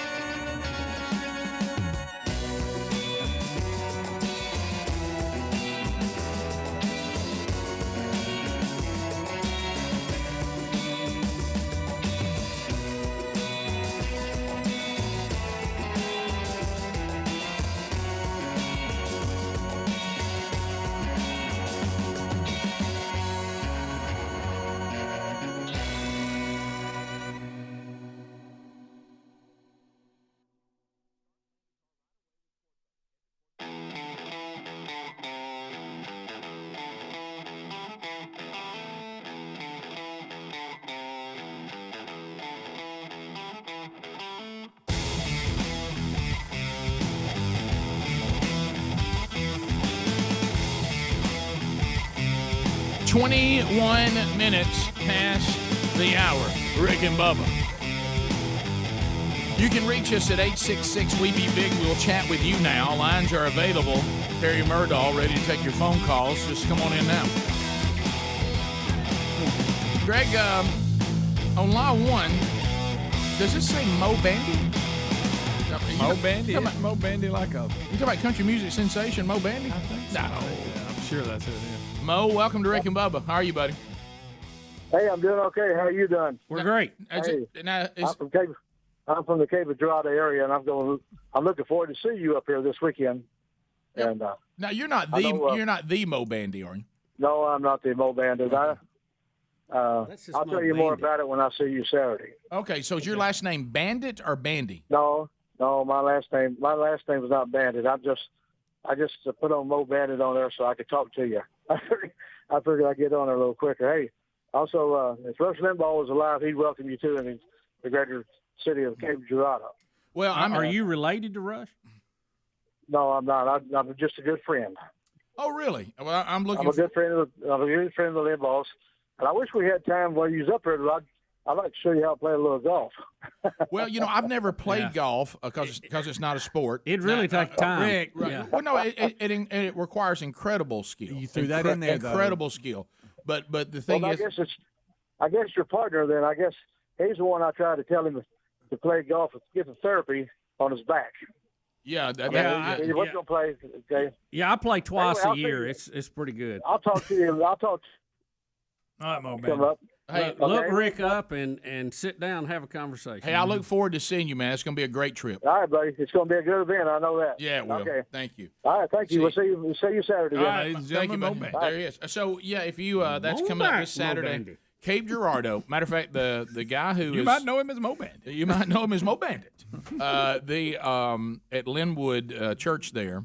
And they're doing that on Man Church one day on Saturday morning. I hope you'll come join us. Rich Wingo will be with me. If you never heard Rich speak, you're really missing out. We'll do a panel. We'll talk, answer some questions, and it's going to be great praise and worship, and we're going to have a great time. How about the do you not find it weird that Shane and Shane, the music group, that they were at the marriage conference last weekend, and they're going to be at this? I thought y'all were on tour together. I know. Am I on tour with Shane and Shane, and it's not official, and you kind of feel bad for them. Yeah. But anyway, so they're playing Friday night at Linwood.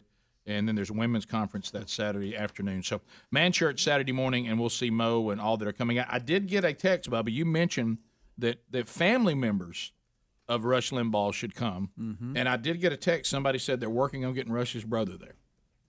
Okay. Yeah, we've met David before. Yeah. It's been a while. What a great man. Super guy. We've had him on the show. Yeah. When he did his book. Now you're going to have people showing up faking it. I'm Frank Limbaugh. How are y'all? No, you're right. Frank. Thanks a lot. I'm already in the handle. I'm already. Oh yeah. But anyway, if you Donnie Limbaugh, good to see you. On a real serious note, but if you think about it, Rush Limbaugh, he said this when he only had weeks left. That his brother's the one who led him to Christ. Mm-hmm. He was the one that said, "Look, you got to get this right. I know you believe, but you got to get this right." And he talked about that. That's when he announced that he was going to die, and he said, "I just want everybody to know, that I've got this worked out." And his brother played a huge role in that. Yeah. All right, so did you ever, Bubba, when you were growing up, I know we've talked about our favorite breakfast cereals.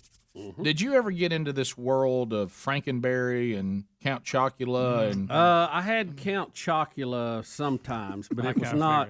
It was not one of Frankenberry was not one of my big ones. I had Captain Crunch, Frosted Flakes, Apple Jacks. They were pretty big. Those three. Apple I like Jacks Frosted. Was a change up. When I was a kid, it was Frosted Flakes and Cookie Crisp. Mm-hmm. Mm-hmm. Yeah. I didn't like Raisin Bran. Was afraid. No, Rick, you like Raisin Bran? I did. Captain Crunch just was amazingly, I think, my favorite. That was Captain Crunch was the walking dog. Yeah, and I do honey nut Cheerios now. When I do cereal, I don't mind good Cheerios. Have got so many different selections. I like Frosted, Honey Nut. That's good for you. Mm-hmm. Crackling Oat Bran. You don't eat I crackling love oat bran. crackling That looks oat like bran. dog food. It looks exactly like dog food, but it's good. But anyway, what I was going to tell you. I don't like Count Chocula and all that. I didn't- Frankenberry. Yeah, but here's the thing, Frankenberry, which we did a funny joke about Frankenberry, if you remember. Yeah, Bubba. I do. But I don't remember when they added Fruit Brute and Yummy Mummy. I missed that. Now I remember Boo Berry. I remember that. Blueberry, I do remember. Or is that- am I thinking about Bojangles? But what General Mills is going to do is the 50th anniversary of their Monster cereals. So they're going to release Monster one. cereal. Well, they're going to release one that's called the Monster Mash, and it's going to have all of them in there. Oh, a little mixture. It's a mixture of all the monsters. Got a little Monster Mash. They call it mash. I don't get too far off on the cereals. No. It's pretty basic, you know. I haven't had the big ones. Yeah, I haven't had cereal, and I don't know when. And I you need to try crackling oat bran. It's good. I'm not eating crackling oat bran. You try. That's out. I'm not going to eat that. It's good. So, but if I'm just going, I just want a snack of a cereal that I just want to eat because there's nothing good in any of them really, and they're just fillers. Yeah, and that would be Captain Crunch. I mean, to me, it's the best of the best. I think there was a peanut butter one. In that I didn't like group that I had for a while, and then I didn't like. What was the name of that? I remember that. There's a peanut butter Captain Crunch. Maybe it was a different. It had round. They were round little things. I'll tell you what's hard to find, but it's still my favorite is Frosted Rice Krispies. Yeah, there that's you go. not bad. That's not bad. You can't Greg. talk about cereal without Greg bringing up Frosted Rice Krispies. Oh, I love them. Yeah, Look at them. The peanut. That's not it, Bubba. The Peanut butter crunch. Yeah, I thought that's what you're talking that's about. it. Peanut Is butter. that what crunch. it? Okay, maybe. And I it think is. Reese Cup had a version too. Maybe that's what it was. It was something now you tied get in into modern the Captain, times. but- That's true. Now you get that in would have modern been in time. our time. Rice Krispies. You didn't eat that on I didn't like No. it because you Had some at the house. you the had other to add day. sugar. No. Yeah. You want to know what Terry bought that has? I mean, I was surprised. It's Crave, Krave, and Is that it's something pretty. healthy? It's pretty good. Kellogg's makes it, and it's like got chocolate in the middle, and it's pretty good. I tell you what, I couldn't believe it. I felt was so like, bad. Whoa, look at here. When the boys were still staying at the house, or when they're home from one of them was home from college, whatever. Sherry tries to go. There it is. Sherry tried to find this place where you could get what she thought was healthy cereal, but cereal they would still eat, and she walks in with Life. Oh, no. Live cereal. I didn't like the game or the cereal. Yeah. Do you remember Jerry Seinfeld's bit on Live cereal? No. He goes, "Well, you kind of fool of ourselves there, aren't we?" It's bigger than cereal. This is life. He goes, "What did y'all just turn down God, calling it God?" And but. Yeah, nobody likes Life. No. You know what? Hit your face on you know your what? face just hurt really You know bad. what it reminds Okay, me buddy. of? You remember the soft drink Tab? Oh yeah. Oh my gosh. Back before That we was had like the diet first diet drinks. drink. Yeah. Oh, it was my horrible. Oh, it was horrible. That's nothing. I've said this before. That there was a vending machine at the old locker room at Oxford, and it was always empty except for Tab. If I remember, that was the coldest drink machine in the world. It was. And I remember that's about when we had that real refrigerator. everything. The little yeah. light would be on everything except Tab. We'd had. To But get nobody's Tab. gonna drink Tab in the dressing room. Mad about it. By the Maybe way, while you they had it in You there. talk about how times have changed. The athletic locker room had a soft drink machine. Yeah. Right there in it, right by the shower. By the shower. That's good for it. So I'll get you some Tab. yeah. And it was a glass. Oh, I remember. It that. was in glass, which if you break around the shower was a nightmare. Yeah. Anyway. Oh yeah. So anyway, that's So, is there a cereal that you're ashamed you like? In other words, you don't want anybody Raisin else- Bran was mine. Shameful. Fruity Pebbles. But I really think, oh my gosh, that is bad. Yeah, I like Raisin Bran. There, as I said, There it is. I used to keep that was a bip to me that you like. I know. I remember my fat little face looking at that little sunshine on the front with 2 scoops of raisins. You like that, dude. I just sit there and stare at him. We'll take your phone calls next at 866 We Be Big. Rick and Bubba, Rick and Bubba.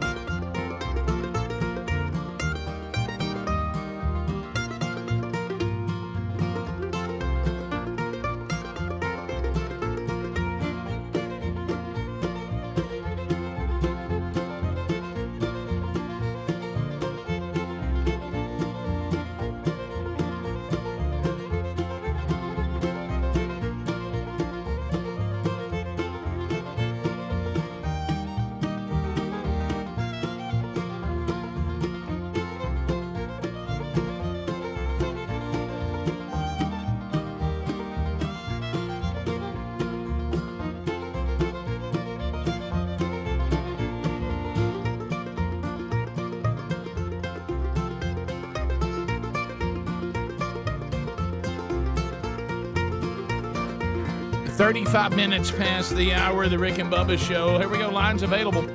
And we're going to the people. Let's go. You can talk about whatever you want to. You can ask a question. You can bring information to the table. We're staying away from meaningless shout-outs and shameless plugs. We're talking about content here.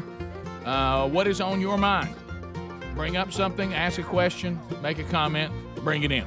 30 seconds a pop. We got 8 lines available. There goes 2 of them covering up. But if you move, you can get in right now.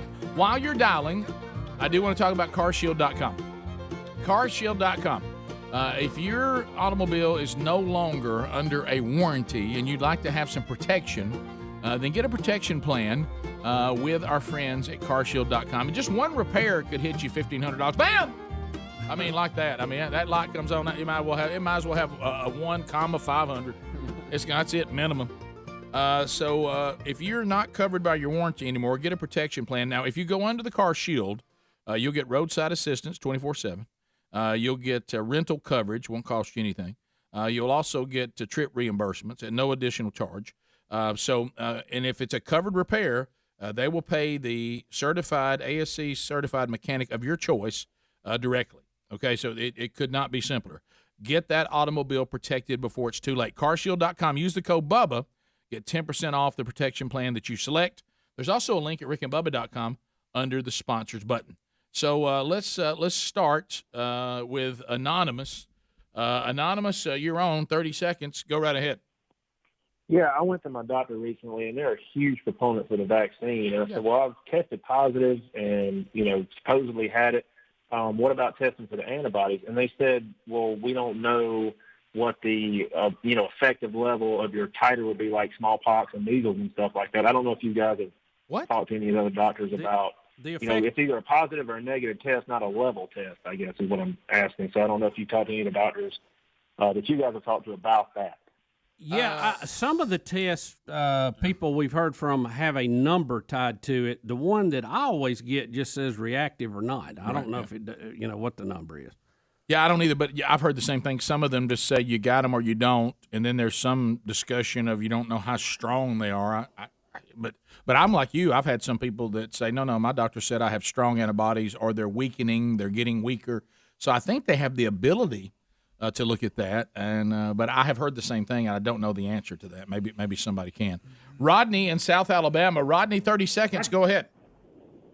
Yeah, yesterday, Bubba read the emails, and then when the lady come on there and started talking about how y'all was not doing right by talking about the girl, the tennis player, and I think I had secondhand embarrassment for you guys. It just y'all was getting scolded pretty hard, and I kept thinking that we was gonna get called to the office by the principal or something. Yeah, it was. Back at school, I thought our response was fair. It was measured, and I've had some people in the mental health industry that thought our response was very, very much spot on. I think they're starting to feel the way that we've talked about with racism and things like that people who've actually experienced racism kind of feel put out when people start calling things racism that makes their claim of racism seem kind of unfounded because people think that's really racism. They don't realize how bad it really is. And I think some people in the mental health profession says this thing that just because somebody's having a hard time with something means they're mentally ill. We're really tired of hearing that because we see mental illness and how serious it really is, and it kind of dumbs it down, so we don't like that either. And I thought what y'all said yesterday was fair. So and we don't get everything right, and we're not saying we do, but anyway, that was I got. I'm trying to find the one. Speaking of secondhand embarrassment that I got yesterday, but I think I'm gonna stay out of it. What? It was. It's funny when people go, "What's secondhand embarrassment?" and then they have that feeling, and you go, well, "That's what it is." Right. And I'm gonna. You'll know. That's part of my everyday life, every hour. Right. Just thinking about that. That's your battle. Where you got to? I'm gonna stay out of it. I had secondhand. It was a good one. If I read it, you would have the secondhand embarrassment too, and what you would say, I think, would also get you in trouble too. And I don't really want to be that friend that gets you in trouble. Okay, well, I'll try not to. Okay, so I think I just made a good decision. Okay, what about Ethan in Huntsville? Let's go to Ethan in Huntsville. 30 seconds. Go ahead. Hey, guys. Ask me about it. I was wondering, I've been listening to you guys for about 28 years, growing up in my dad's truck, riding around listening to you guys. And I was wondering if there was one thing in your radio career that you could do differently, what would it be and why? Boy, there's in the entire career. Oh man, that's Rick would probably say found a better partner. Well, that was I was going to say that maybe your thought, but I was going to say talk Rick into doing midday show. Yeah, No, I really can't say that I would have done anything different. I mean, it's been pretty cool. Yeah, I probably letting Bubba be 50-50. That was probably rethink that one. No, I really can't. I mean, I look at the things that have the way they've fallen in, and really we're fortunate. It's kind of like, Greg, I think about this, you and I growing up, how fortunate we were that our dad only coached 3 places our entire lives. Yeah. And the one at the beginning, we were so little we don't even hardly remember it. Yeah. So I think we've been fortunate that there hasn't been how could you have done anything different? Us have the stability that we've had, because that's pretty uncommon in this business. Yeah. And so I honestly, now if you want to go back and think about things that I've said. Yeah. Or something. You could always. And I can certainly do that because and there's things that I said at a time in my life that I wasn't mature enough at the time spiritually, and I was doing things I shouldn't have been doing. Those I can certainly list those. Mm-hmm. But as far as the way we've moved through the industry and the way we've handled our business, I really can't. But as far as content, things that I participated in content-wise that I regret, absolutely I do. Sure. Let's continue. Lee in Meridian, listening to 97.9. Lee, go ahead.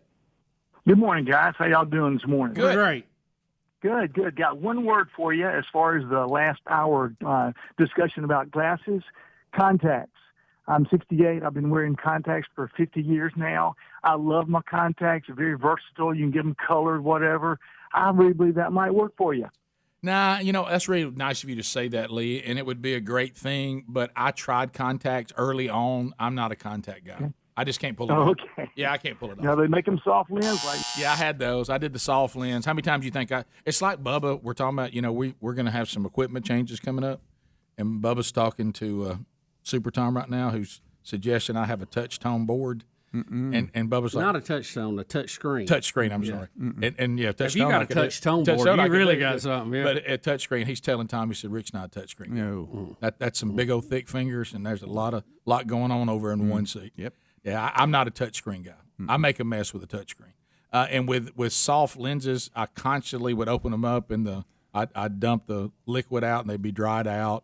They kept wadding up in my fingers, and I couldn't get them in my eyes, and contacts for me, soft lens, whatever, were a complete disaster. Yeah, that's just not an option for me. But I'm glad it's working for you. Let's go to Mark in Cedar Springs. Mark, Mark, go ahead. Hey, how y'all doing, brother? Good. Great. I'll get y'all's opinion on this because I've got a son that's in the military, and I'm a big patriotic about choice. And this mandating them to take this, and I'm not anti-vaccine, don't get me wrong, but I think the military ought to have a choice just like the private sector do because we're under the same Constitution. And I think it ought to be. I have to respectfully, and I know that's serious, but once you decide to go into the military, you are, of your own free will, making a choice to give up certain rights that the private citizens and the civilians have. When you go into the military, you're going into a dictatorship.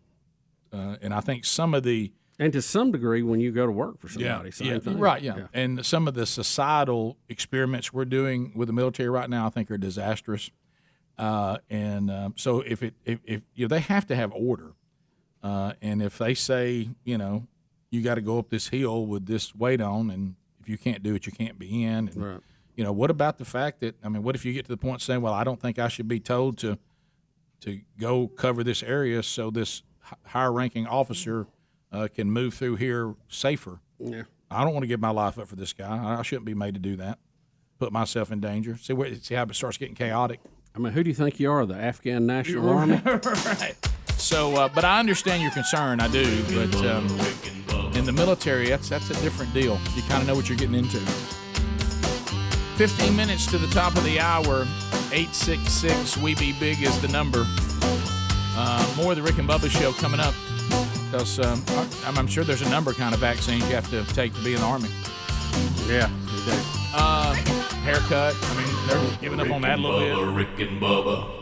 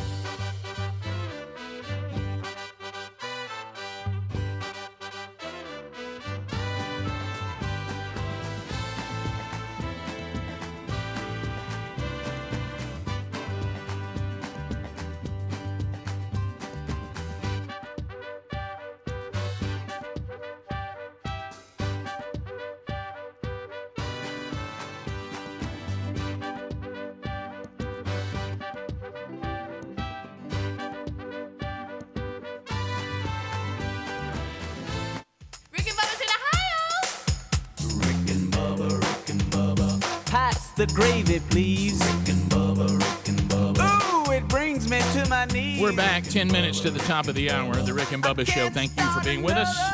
Wednesday Bible study coming up here in just a little bit if you're listening live at noon Central Time. Brand new series, Session 1, Verse 1, Chapter 1, and we'll roll through the book of 1 Corinthians. Very, very timely for the current history of especially the Western Church. All right, so does it feel awkward that we were watching all this going on in Afghanistan, and we understand now that the rescue planes are leaving empty? That is a story, Rick, from the Daily Mail. It is their lead story right now. It says Kabul evacuation flights take off empty as Taliban close off airport and make it impossible for Western expatriates to get through, while fighters refuse to let Afghans through, meaning hundreds are being left behind each and every flight. Now, remember, we were told this wouldn't be like Saigon. You're right, it's worse. It may be worse. But that's why this is awkward. And I know they didn't, I guess they have to plan these things so far in advance, but how awkward is it that the Vice President, Kamala Harris, is going to Vietnam right now? Yeah. Does that just feel, could there be worse timing on that? I mean, it's like, should we be sending her, as we all are talking about visions of Saigon? Doesn't that just feel, because, right now, does anybody even know where the Vice President is? She doesn't, we ain't heard from her a lot. All right, well, I'll tell you I guess she's working on that border problem. Wasn't she in charge of that? Yeah. Did she ever go? Well, let me tell you that she did finally go, did she? Well, she got within a few hundred miles of it. You're right. If she is the one running that, we got problems. So let me be clear. Right now, we're bringing in airplanes that nobody can get on. We're having airplanes that are landing, refueling, and having to take back off to stay on schedule.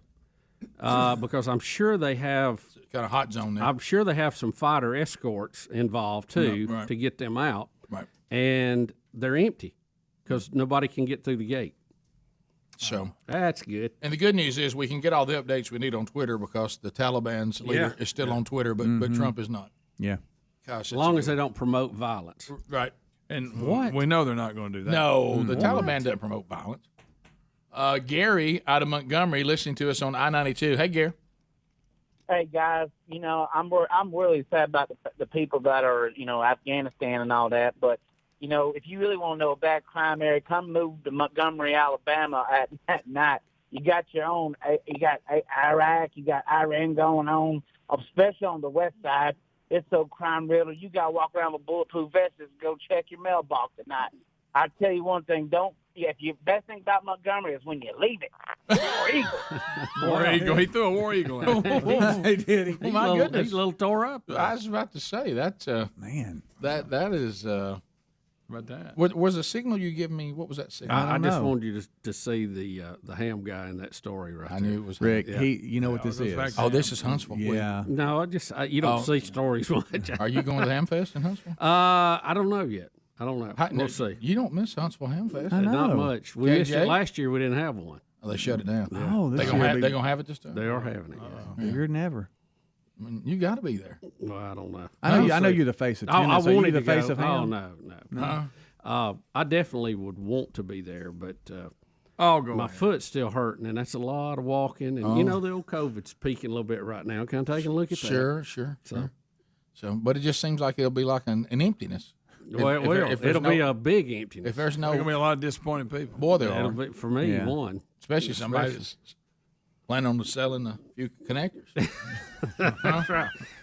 Quick connects. You really miss that Huntsville Ham Fest when you miss it and you don't have your connectors. I know it. Let's They're go. gonna shut Diggy Parts down. It's Giggy Parts. Oh, Giggy what did you? Diggy. It's Giggy. Sorry. Giggy Parts. Giggy Now Parts. you mess us bad. Can't nobody say it.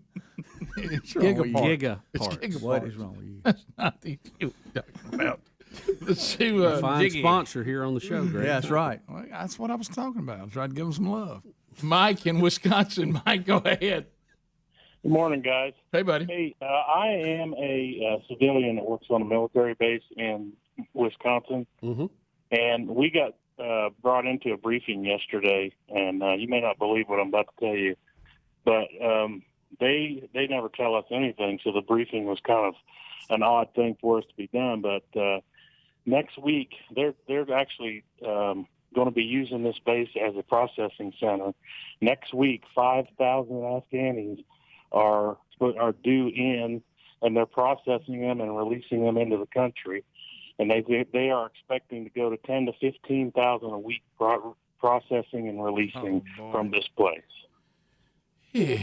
Well, thanks for making our day there, buddy. I mean, that's. Well, where did y'all think all those airplanes were No, going to go? I understand. I'm sure they really vetted them. Yeah. So we. If I was a terrorist group, I'd get as many people on there as I could to be sleeper cells. All right, let's start with COVID. How many of you got that? And then now we got to figure out who's a terrorist. Right. Have you noticed that Afghanistan southern border is wide not, open? Did you notice Afghanistan's not having a COVID problem? I didn't see one person with a mask or hear one number about the sick in the hospital. Did y'all? Well, the Taliban outlawed it. They just said you can't have it. You can't have it. Now, I did notice this. Once the Taliban took over, all the women had a mask on. Yeah, no, that's true. They were suddenly masking back up. Right. Yeah. Ain't that a fact? Sarah in Birmingham, 104.7 WZZK. Sarah, go ahead. Good morning, guys. Hey. I just wanted to say my perspective on it is this. You know, as a whole, people generally want to do what protects themselves and their families, logical people. I think the reason why we're, it's such a combative topic is because they're talking out of two sides of their mouth. I mean, which they've always done. But, I mean, don't bring hundreds of thousands of people over here without being vetted and vaccinated and then tell us that, you will wear masks. Yeah. I mean, if we all together thought, hey, you know what, this will help us. This is legit. It might help out. I don't see people being combative about just that. Maybe a few here and there. No. But with all the lies and the political stuff and the ickiness around all of it, I think everybody's just questioning it.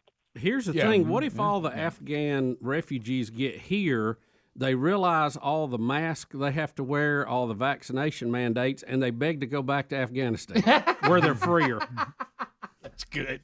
That's really good. Take me back. Mason in Birmingham. Mason, go ahead. Hey, so I got out of the Marine Corps about 2 years ago, and I was going to weigh in on that guy talking about his son. If his son didn't want to get vaccinated or not. When you sign the papers and you join the military, you become government property. Right. And they tell you what to do no matter what. Right. So if you don't want that vaccine, they're just going to get rid of you, going to kick you out, and you're done. Right. Yeah. It's that's what I was trying to explain, but I guess it needed to come from someone like you that's actually been in the military. When you decide you're going in the military, then you kind of waive all of your, or at least most of the individual rights that civilians have. And thank you for your service, sir. Oh, yes, sir. You're welcome. And that's why if you get sunburned or something like that in the Marine Corps, they'll write you up for damage of government property. That's funny. That's funny. What about them? What about them black rim glasses they give you? So what was that? They were talking about glasses earlier, and somebody from the military, they kept saying, "Here's the glasses they make us wear if you need glasses," and he called them birth control glasses. No, that's pretty much what they are. They're ugly. Well, then what's next? Well, I don't want to wear those. They look ugly. I mean, once you open that door. So, thanks for your service, as Bubba told you. Thank you very much. Top of the hour. If you're leaving us, I hope you have a great day. If you have more Rick and Bubba, then stick around. If you'd like to know how to get all the Rick and Bubba content, if you can't catch it live, go to rickandbubba.com. You'll see all the information there. Rick and Bubba, Rick and Bubba.